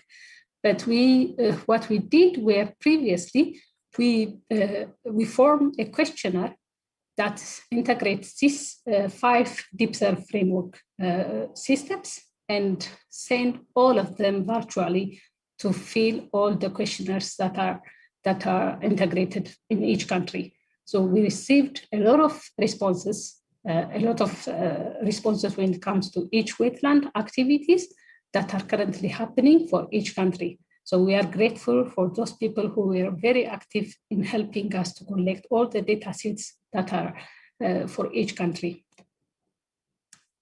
So what we have identified in their key findings are, we have seen that, we also tried to list it in the previous, the local community livelihood is largely dependent on wetland.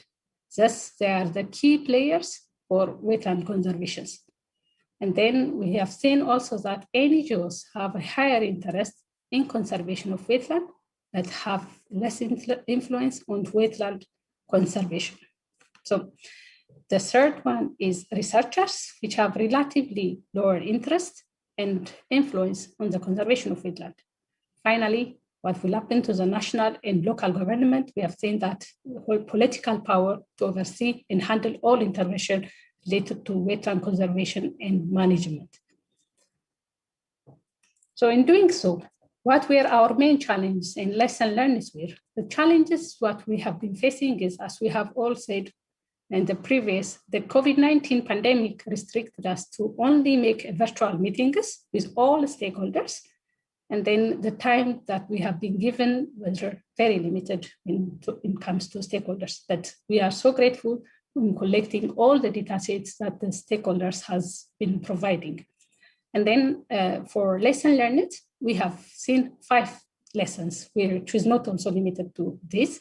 But the first lesson learned is state of wetland in the African region has been identified. And then variation in capacity for wetland vulnerability analysis across all the Eastern African region has been identified.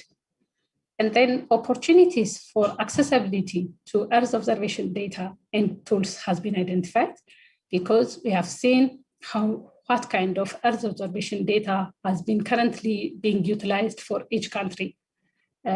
We've seen that there is also a lot of involvement in using of remote sensing and observable Earth observation data for application of wetland. So we are also grateful to come up with a tool that is currently being applied in each stakeholders or in each institutions that we have developed. So it will not be a start, which is going to be very from initial. So we take the advantage of Earth observation data utilization for each country. The fourth one is suitability of DPSIR framework and MCDA framework, which acronym starts from development of multi-criteria decision analysis. And the last lesson learned is limited data.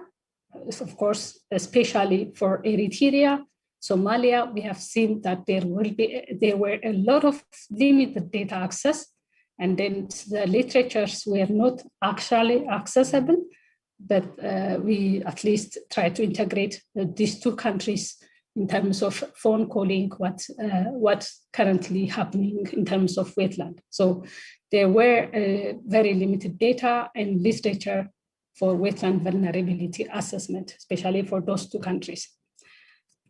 So what are the recommendations that we come up after doing all the stakeholder engagement and analysis were? The first one is building capacity for wetland vulnerability assessment is crucial. Then the second one, addressing variation in wetland interventions, is also a milestone to come up with a recommendation of wetland. And then sustainability and positive impact would also be integrated into a recommendation of wetland, which has also a great influence for wetland intervention, wetland response strategies.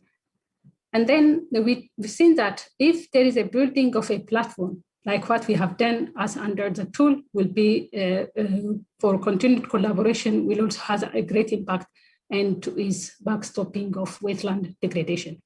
And the last one is integration of geospatial and Earth observation tool has a tremendous advantage. We'll talk in the successive slides how Earth observation has a great advantage in terms of spatial and temporal components. Thank you very much. I will directly go to the last presentation from myself about the Earth observation introduction application to wetland vulnerability assessment. Thank you.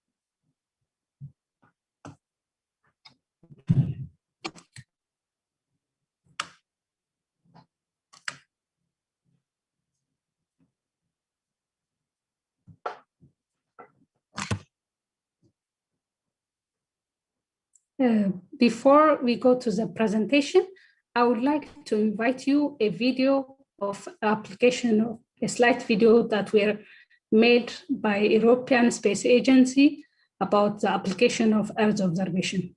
Thank you very much. Wait, let me know when you get to see it.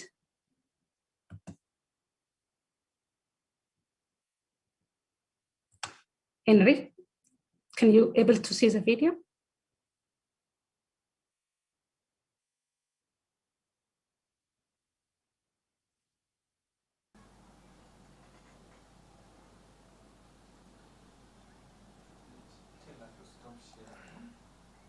If you could stop sharing the... Okay.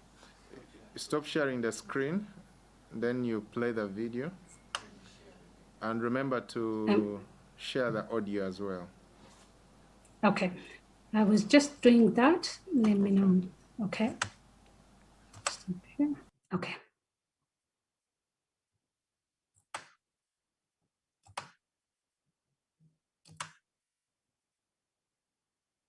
Can you now able to see the first video, the first page of the video?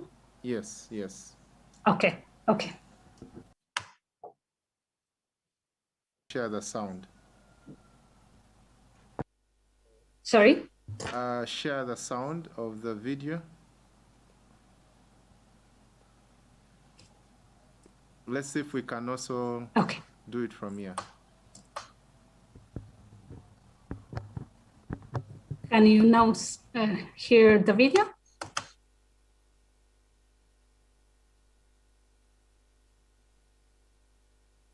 So, Tinebeb, you have to go to the Zoom and then share the sound, your computer sound. Oh, okay. And so you will, I think, have to rewind.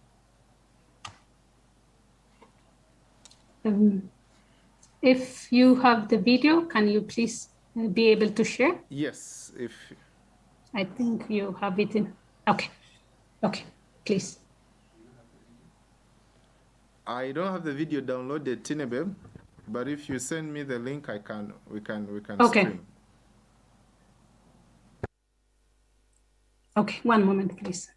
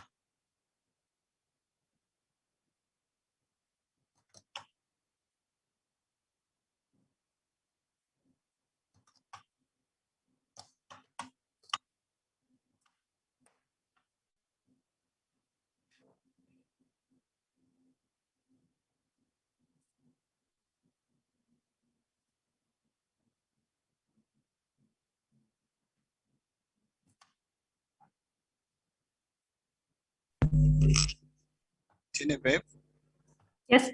can I take you through the process? Yes, please. Okay, just play I've the shared. video. First, Okay. play the video without sharing. Yeah. Okay, now go and share that video, just the screen, like share the page or share the. When on that window for share, do you see two buttons on the lower left corner? There's share sound. Oh yeah, yeah. Thank you. Yeah, I got it. Okay, perfect.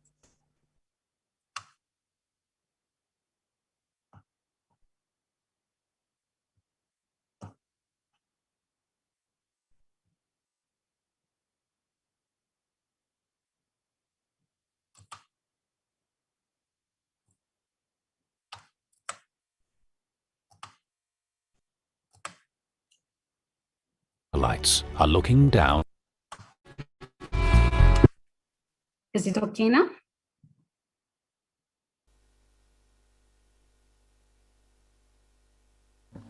Yes, Tinebeb. Thank you, Henry.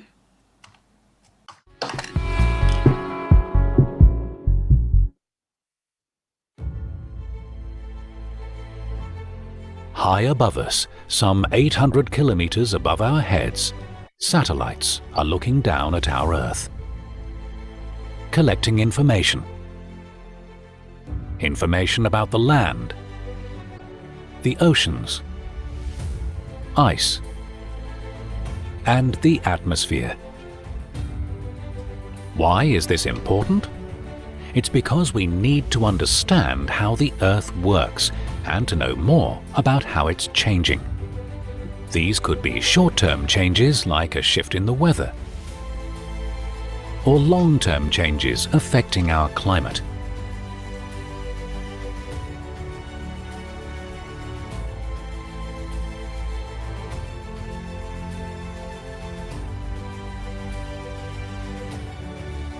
When it comes to monitoring these, the great advantage of a satellite is that it can cover the entire planet and do this again and again on a regular basis. Satellites can collect visual information. They can also collect information that would be hidden to the naked eye. ESA is at the forefront of satellite Earth observation. For example, our Earth Explorer satellites are finding the answers to urgent scientific questions. Questions about the cryosphere, that's the Earth's ice and frozen ground. About gravity.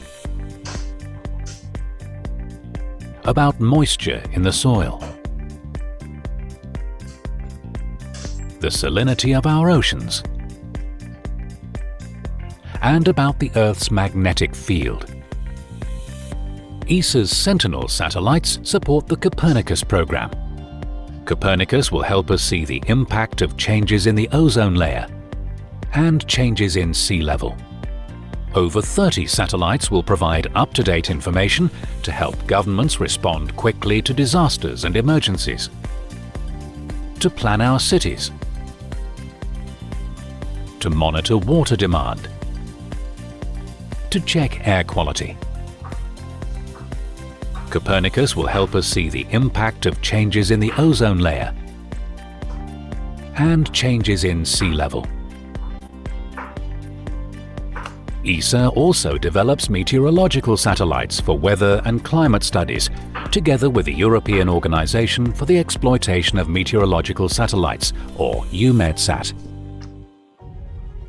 All this information gathered by our Earth-observing satellites is hugely valuable in advancing science and technology, supporting European industry, and fostering international collaboration. Caring for our planet and for the people who live on it.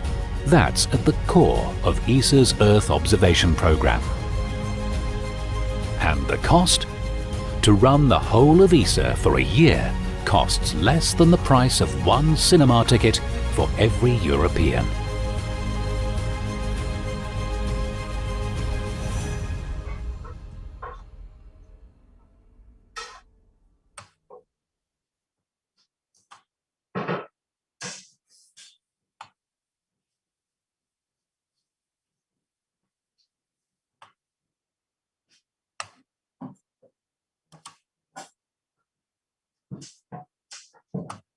Hello.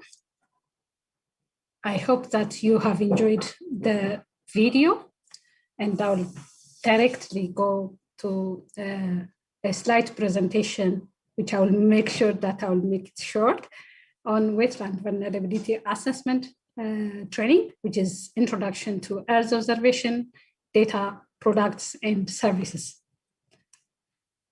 The outline of the presentation includes the definition of Earth observation or Earth science, Earth observation data, capture and processes, advantage of Earth observation data, and then the fourth category is characteristics of Earth observation data, major EO data sources, and application of EO data and services. So what is Earth science? As we all know, it's any of the science, such as geology, meteorology, or oceanography, that deal with the Earth or with one or more of its parts. When it comes to Earth observations, which is integration of one small component of Earth science, it is the science of gathering of information about the planet Earth's physical, chemical, and biological systems via remote sensing technologies. Usually that involves satellite carrying out image devices, as you could see in a short video before beginning of the PowerPoint presentation. So in these schematic presentations, we have tried to see what are the main processes integrated into Earth observations. The main processes are, in summary, we want to see in this diagram how Earth observation data captured in the process. Figure A represents the main source, in this case, the sun. The sun releases or gives out radiation and then interact with part B, which is the atmosphere. And then in part C, it's also interacting with Earth, where some of the radiation of this energy is absorbed or reflected. On the other hand, the other energy of sources is also from the satellites themselves, which is in part D. The satellites are active satellites that send energy or generate energy.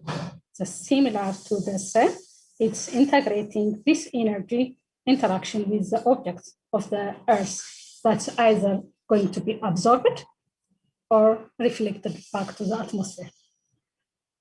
When this energy is reflected, both from the sun or from the satellite, the information in terms of electromagnetic radiation is captured or detected by the sensors of the satellite. So the satellite relays in one part this information to another satellite, or it relays this information back to the receiving station. Within the receiving station, this information has been sent by the satellite is interpreted as well as analyzed.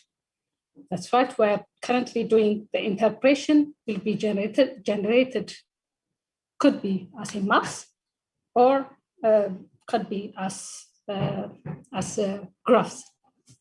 So the graphs would be more goes to an application, for example, managing natural resources, agriculture responses, activities such as disaster risk management, and the process of capturing data and converting Earth observation data is some of the examples that can be applied in the application sections. So we've seen here why we are using currently Earth observation data, because it is a space-based technology that deliver reliable and repeated coverage of data sets.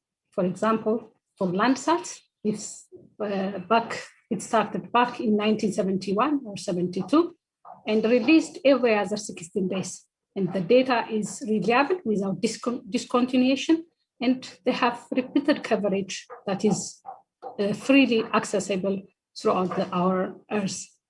And then the second advantage why we are looking at observation is the ability to collect information over large spatial area. This will characterize natural features or physical objects on the ground. For example, if we see a meteorological stations, we have a station data that is applicable, such as precipitation or temperature. But these are point-based data that is released from each station. The advantage of Earth observation is integration of all the data, which we are going to see in a pixelated form, that is forming each category under grid-based application of spatial component. And then the third Earth observation method that we are trying to see is the advantages to observe surface areas and objects on a systematic basis and monitor their changes over time. We could have seen a time series data that we could be able to integrate from back in 1971, for an example of Landsat, until today, which is 2021, because easily see where it is reduced and where it is increased when it comes to any kind of natural resources, especially during our analysis. We could see it tomorrow how my colleagues have come up with a tool that integrates wetland vulnerability using Earth observation data.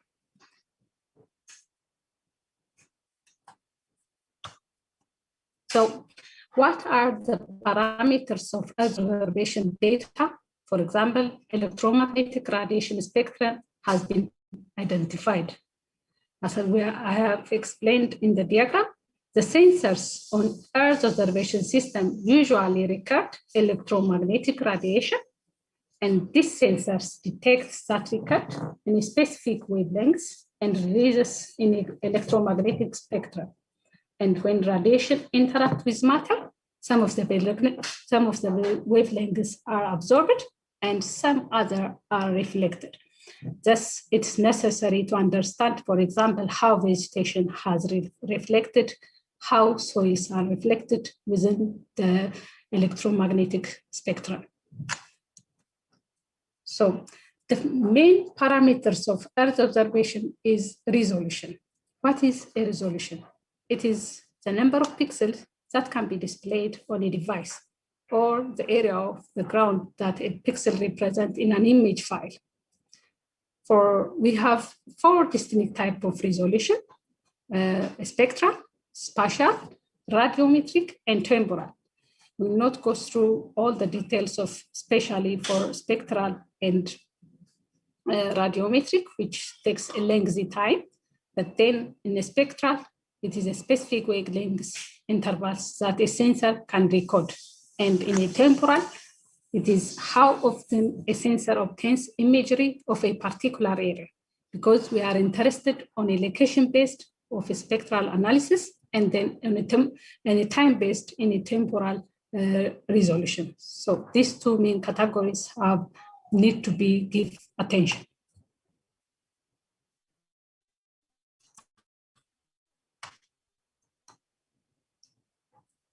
Here to see the commonly used Earth observation satellite systems. In the x-axis, a temporal resolution or revisit time, and then in a y-axis, a resolution of spatial resolution, which is 10 meters all the way to 1 meter. If you could see, for example, first I will explain spacecraft math. You could see it goes from 3,000 kilometers to 3 kilometers. And then average data prices is in dollar per kilometer, which is dark blue, all the way to light blue. For example, if we see a Landsat, which is freely accessible, has relatively lower resolution in terms of spatial resolution in 10-meter resolutions, and then relatively a lower temporal resolution, which is in a weekly basis. From weekly, it goes to daily, and then some of them have gone to hourly. But if we could see, for example, on top left corner, which is GOI on top, could see it has a spatial resolution, which is very high, and then a temporal resolution in medium term from weekly to daily.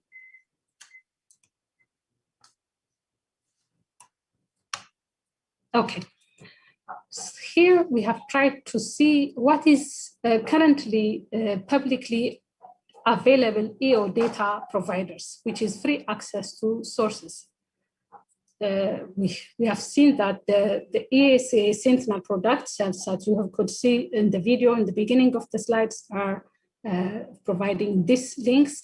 And then the GRC Joint Research Center stations are disseminating also a freely accessible data sets which can be accessible here. And in the last slide, where the public EO data providers are, which is commercial sources, are displayed here. I would like now to go directly to have a few break and then to have a panel discussions on the last time slot of day one. Thank you very much, and I appreciate all of your attentions. Back to you, Henry.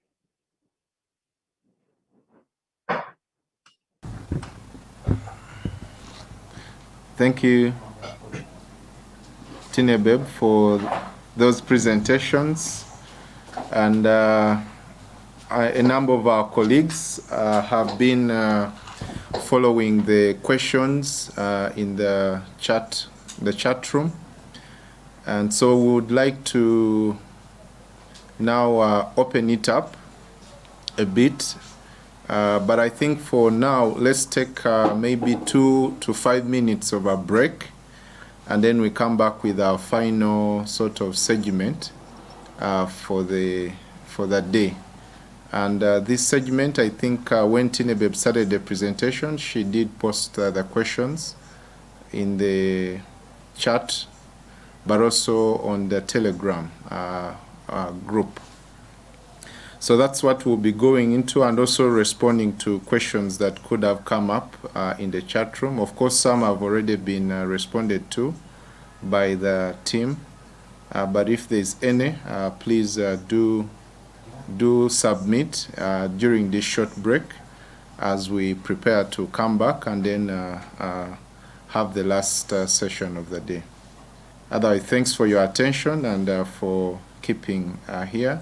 And I hope you're learning and getting something out of this training already. Thank you.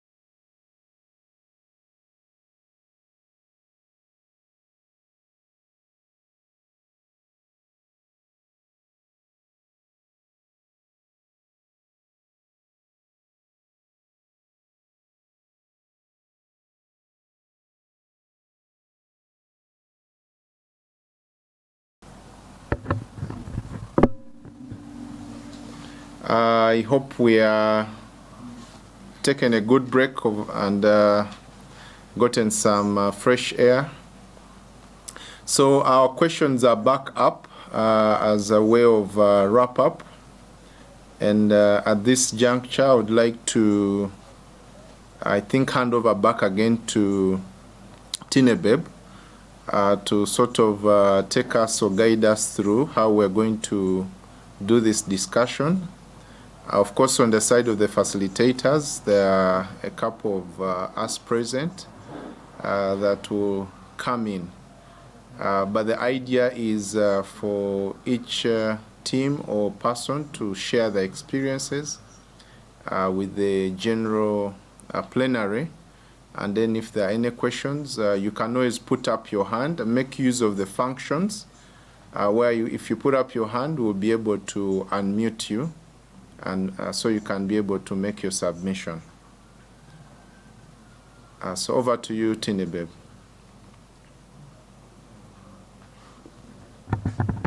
Thank you so much, Henry.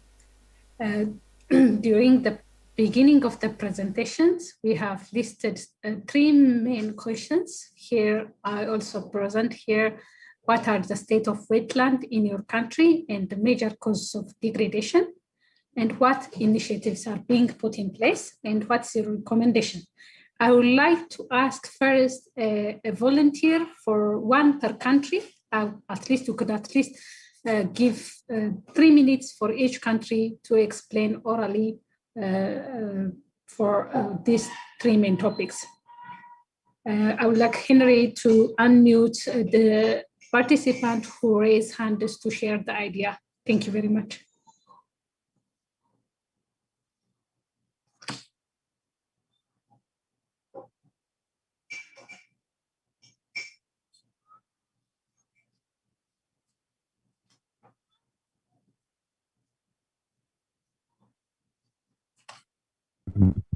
I could see Caroline is raising hands. Caroline, I'm sorry for not pronouncing correctly. Yes, good afternoon, everyone. Good afternoon. This is Carol from Makerere University. The current status of wetlands in Uganda, as far as the brief 2020 September, land coverage stood at 8.4, as low as that of, with seasonal wetlands contributing at around 7. So the wetlands are deeply being degraded, with Mbale taking the lead, because by 2019, 99% of the wetlands were already degraded. Hello? Yes, we are listening. Yeah. So the government has gone ahead to approve like so many cancellation of the land titles to see that the swamps and all the wetlands are being maybe used in the right way, but still the percentage is just increasing. So we need to do a lot about the wetlands, because even the contribution to the is constantly reducing. By 2019, it was just 25 million dollars. Yet in the early of the century, it was quite higher than that. Yet the wetlands contribute a lot to the people. So many people earn a living from there. So if nothing is not done by 2040, it's expected that all the wetlands will be gone in Uganda. So we need to do a lot. And by last year, the ministry was reviewing the national wetland policy to see, and they went ahead to develop a wetland resource bill to address all the challenges, but still corruption is going away with it.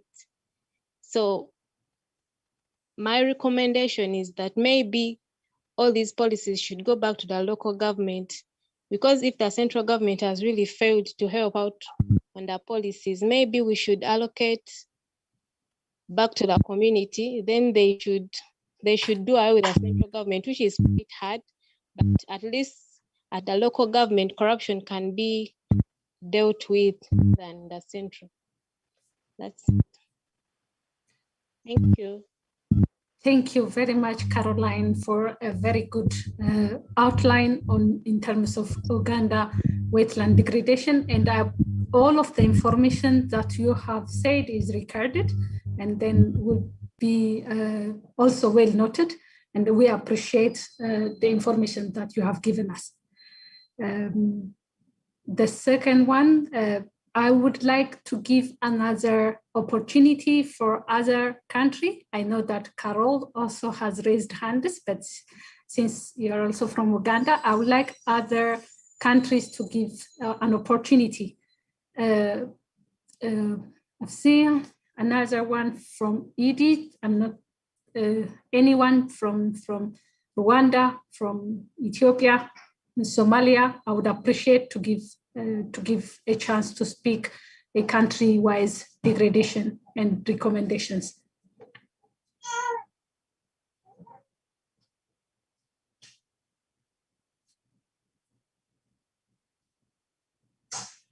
Eric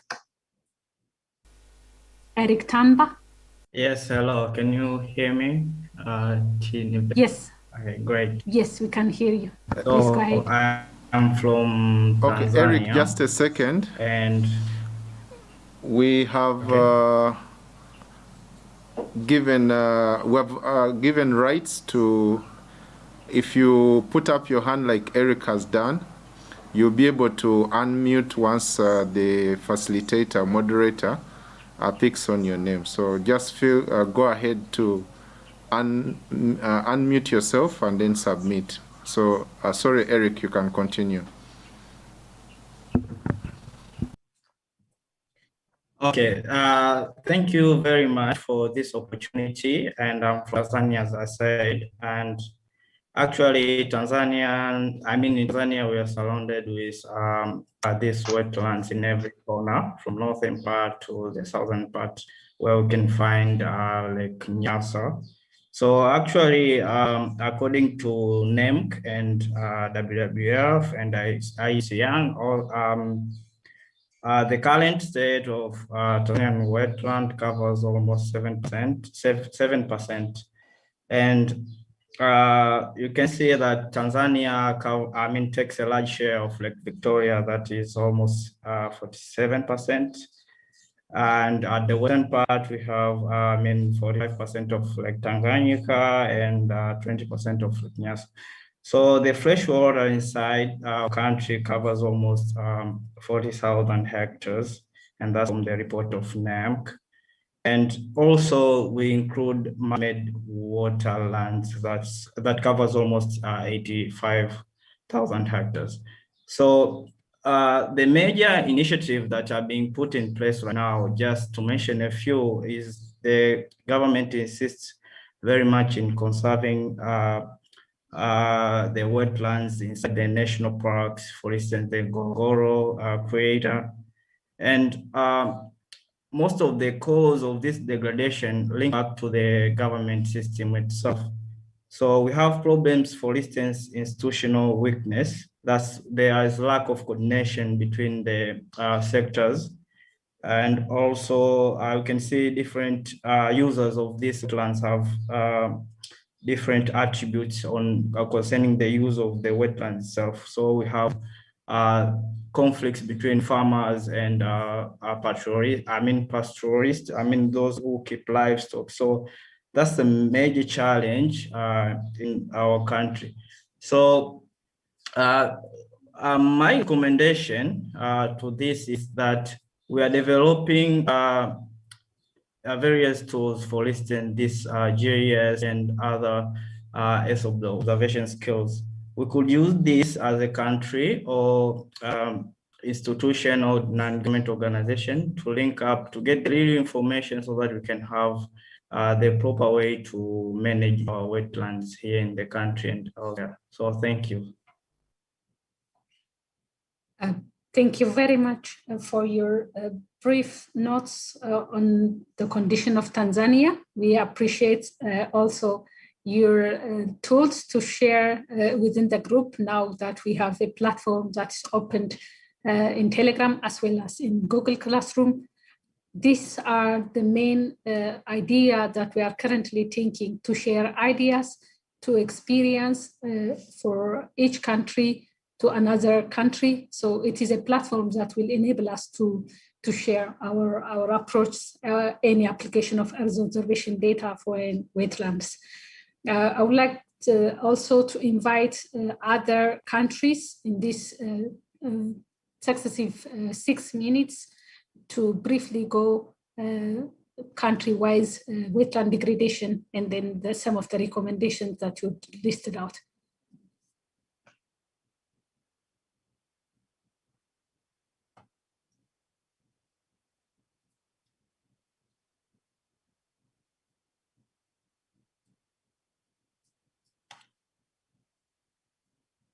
Oh, I've seen Garikia from Zambia.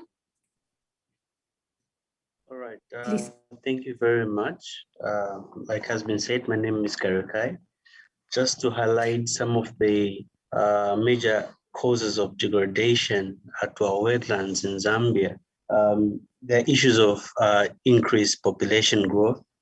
There's also over-abstraction of water, and indeed land use changes, because the population is growing, there's demand for more land, and most of these areas that are generally vacant are wetlands. So you find that people are going in these areas to build houses, industries, and things like that. But of course, this comes at a price, because you find that now just very little amount of rain, we have floods because of the degradation of these wetlands, which are very, very important,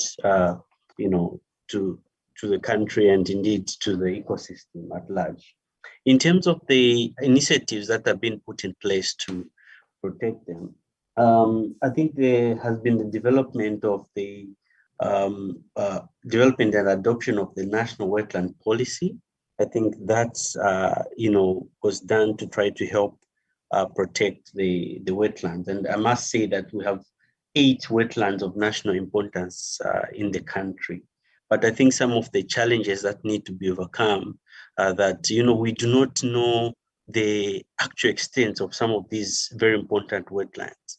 And so I think in terms of recommendation, I would think that it would be very important to properly map them out, because when they are known in terms of their spatial extent, it becomes very easy to be able to protect them. But if we know that there are 8 and they are in these provinces, but we do not know exactly where they end or where they start, you find that even protection becomes very difficult. And therefore, it may be helpful to also institute an interdisciplinary team that can sit down to try to deal with this issue. That's my submission. Thank you. Thank you very much, Garikia, for taking us through the Zambia experience. We really appreciate it. We are so grateful for your insights as well. For the interest of time, we remain with 9 more minutes to finish the webinar. I would like to give a chance for 2 more people, but please make sure that to make it brief in terms of time. So Renly, I do not know where you are from. If you are different from Zambia and Tanzania and Uganda, please go ahead. I could see you are the first one that appears in my screen. Okay, hello. Hello. Yes, I'm called Lenny Patrick. I'm from Rwanda. Yes, are you hearing me? Yes, we are hearing you. Please continue. Yes, our country, we have a large number of wetland, and we have a big problem of degradation. So, but the problem we have is lack of stakeholders.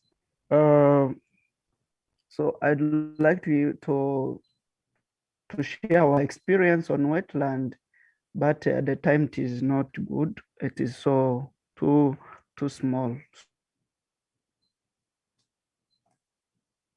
Yeah, it's true. But we have opened a forum on the Telegram. Please kindly share your experience in the Telegram page, as well as Google Classroom page that we have opened specifically for this webinar. I would also appreciate I'd like to say any one that of you for who would wetland, like you know, for farm. Oh, Hello? sorry. It was discontinued. So I was talking. Please go ahead. Sorry.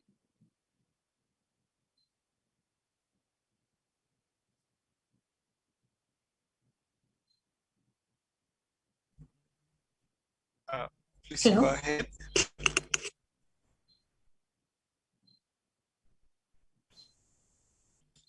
I think we lost the connections. So I will give another person a chance. Kevin is the first one that I could see. Kevin, please go ahead. Thank you. Thank you very much for the presentations. Perspective of South Africa, like many of the speakers before me, South Africa has also lost, at least according to the report, more than half of its wetlands. In particular, I'm based in Cape Town, so that's mostly where my experience is from with wetlands. And studies showed again that less than 1% of the seasonal wetlands in South Africa are protected. Now within Cape Town, you get mostly wetlands in the lower plains because it's a very low-lying city next to the ocean, but you also get seeps on the mountains. So you get a different type of wetland from the seeps on the mountainside. And they have different problems, for each of them. So on the lower lying areas, the biggest problem is flooding from urban growth. So in the end, many of the seasonal wetlands have changed to small lakes, whereas around the mountains, it's the growth of alien vegetation, like trees, like pine trees that consume a lot of water, as well as the harvesting of water that has lowered the aquifer for the seeps. So that's really the problems we have had. And then in terms of what's being done, the municipalities manage the wetlands. So there's ongoing removal of alien trees and the use of photography to monitor what is happening at the city level. What needs to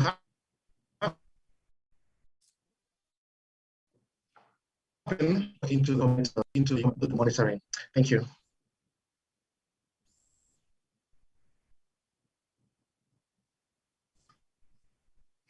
Kevin, we are not hearing you.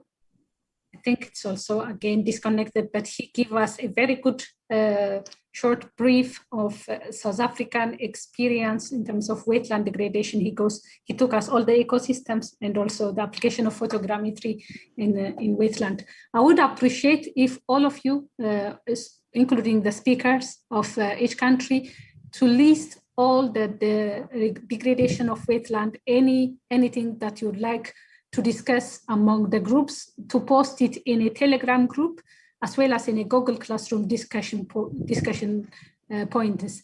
And we, with an interest of time, we would like to close the panel discussions, and we remain only with 4 more minutes to go. And we would like to give an opportunity for question and answers. I know that it's very small time for the questions that you could be raised, but since there will be a discussion or forums that's going to be opened in Google Classroom as well as a Telegram, kindly post any of your concerns, any of your questions in the page that is dedicated for this training.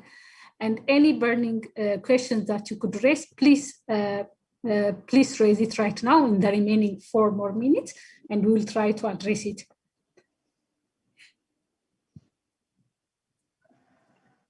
I see iPad without the name. If you are raising a question, please, I would like to give you a chance. Hello? Yes. Yes, my name is Amir from Sudan. Okay. I need to give the idea about the last slide of Okay. wetland. Yeah, can you show the slide? Okay. Yeah.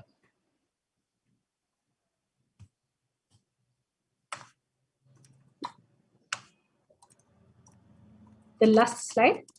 This one? Yeah, the last slide. No, the last slide of the statement of the degradations of the wetland and the yes, the recommendations and yeah. Oh, for And the initiative, yeah. We need to give you the examples of the wetlands that is here and the issue that facing the wetlands here. Yeah. Sorry, I didn't get your question clearly. You want me to post the last slide of which presentation? The first, the second, or He's referring to I the need to give you panel the slide. Oh, right. Okay, sorry. Yeah. This one. Yeah, this one. Okay. Over to you. Okay, so here in Sudan, we have the wetlands, a lot of wetlands, but we call them the catchment area, as the INGO level, international non-governmental organizations. So according to my experience within the INGO here in Sudan, exactly we are facing a lot of challenges regarding the wetlands. The most of them, I think, is related to the issue or the conflict that is between the pastoralists and farmers. You know, because of the dispute that is came from the catchment.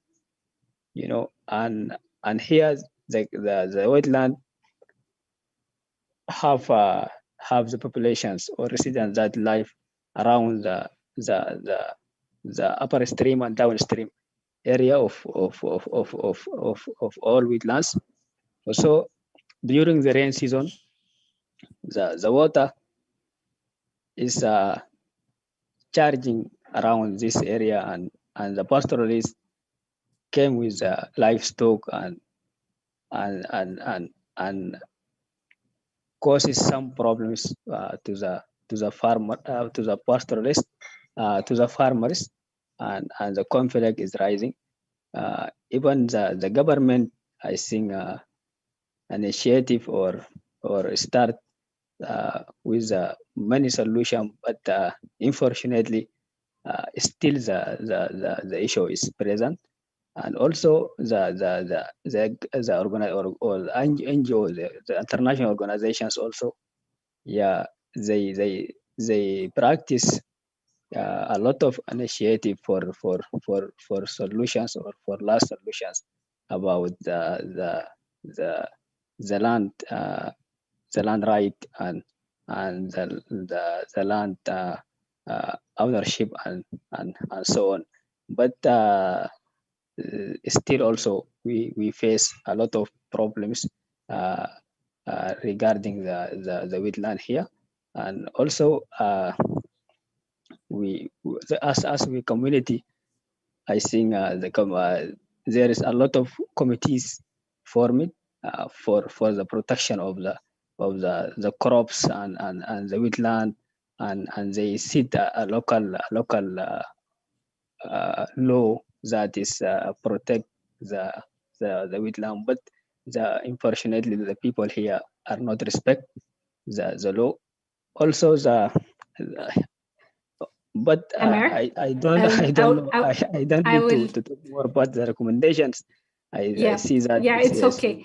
Yeah. Because of our time, please make it so brief because we are running out of time. It's already 5. Yes, exactly. But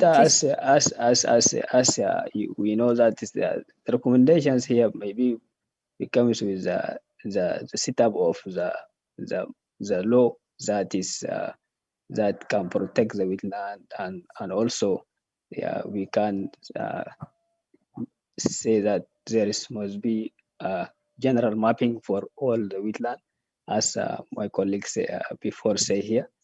That is also it's important. Yes, yeah. Thank you.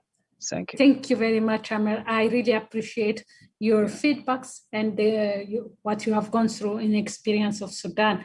I would also appreciate if you could post these discussions also in the forums that's open, dedicated for this webinar. For the interest time, I would not go through the question and answers, but since we will have time tomorrow for the remaining 3 days of training, we could come back to post and answer all of your questions and concerns in successive days. With this, can anyone please mute your mics? Yes, thank you very much. So tomorrow, our training will be starting at 2 p.m. Please make sure that you'll be on time, and as today, to follow us through all the interesting topics that my colleague will be presenting on wetland vulnerability assessment. And as a reminder, I would like to encourage you to post all of your questions in the Telegram page as well as Google Classroom page. I appreciate all of your attentions. I would like to say thank you very much. And over to you, Henry, for the closing remarks. I know we are running out of time. Yeah, I'm sorry for that. 3 minutes are already over. Thank you, Tinebeb, and thanks to all the participants and for all their contributions. We have so far had a good day one, and I think the success of any engagement and training can also already be underscored by how the first day goes. And I believe it's been a great success. We have had up to, I think we hit the mark of 300 participants that logged in day one, and we are believing that more and more will join. As already indicated, we'll continue tomorrow, 2 to 5 p.m. We asking you, those who have not yet connected to the Google Classroom, please go there. We are going to post materials for today, the presentations that were done today, and any other reading materials. So please keep checking. If you have not joined the chat, please do join the group so that some of these we can already exchange. I think that's it really for today. I would like to invite the team leader, the lead facilitator, Dr. Jane, to just give us really parting shots if there are any. And if Dr. Gidud is also around, feel free, and then we call it a day. Otherwise, my appreciation from the team here, and we look forward to seeing all of you tomorrow, same time and same place. The Zoom link address is still valid for the 4 days. I thank you all.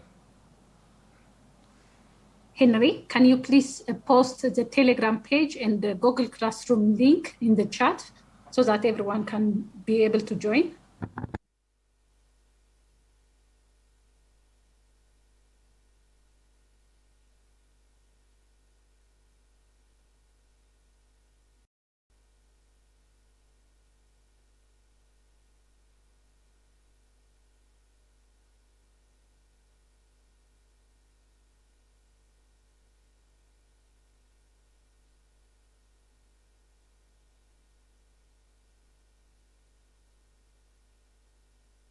Okay, in the interest of time, bye for now, and see you all tomorrow.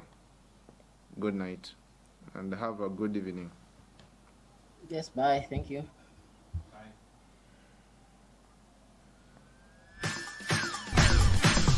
Good evening. Bye, have a good evening. Thank you so much. Bye, guys.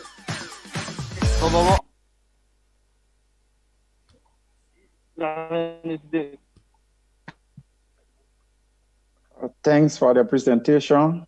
Have a nice day. Thank you. Thank you. Thanks for the presentation. Have a nice day. It has been a pleasure. ilana.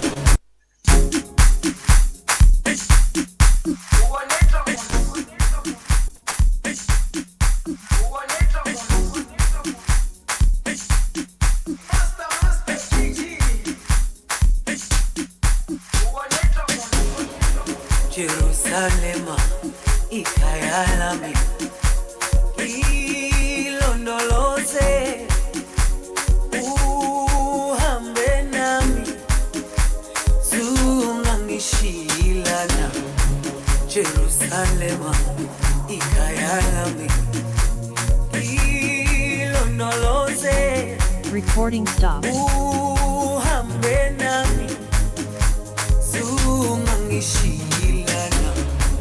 Dawo yami ayikholana, buso wami awukholana.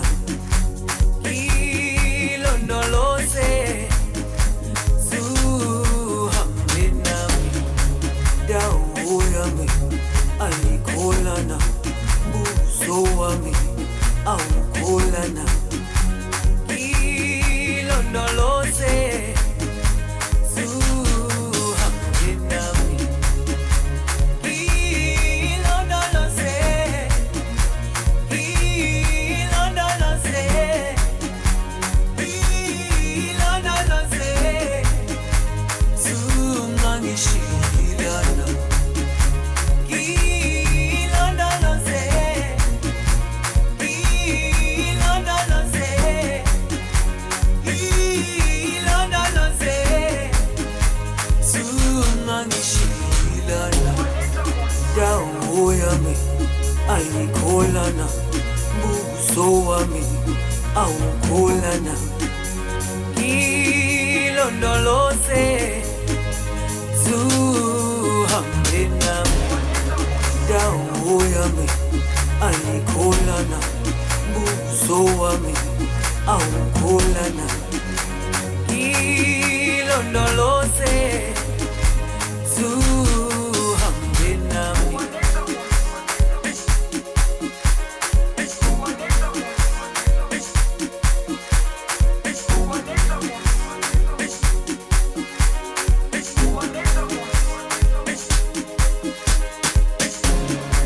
Jerusalem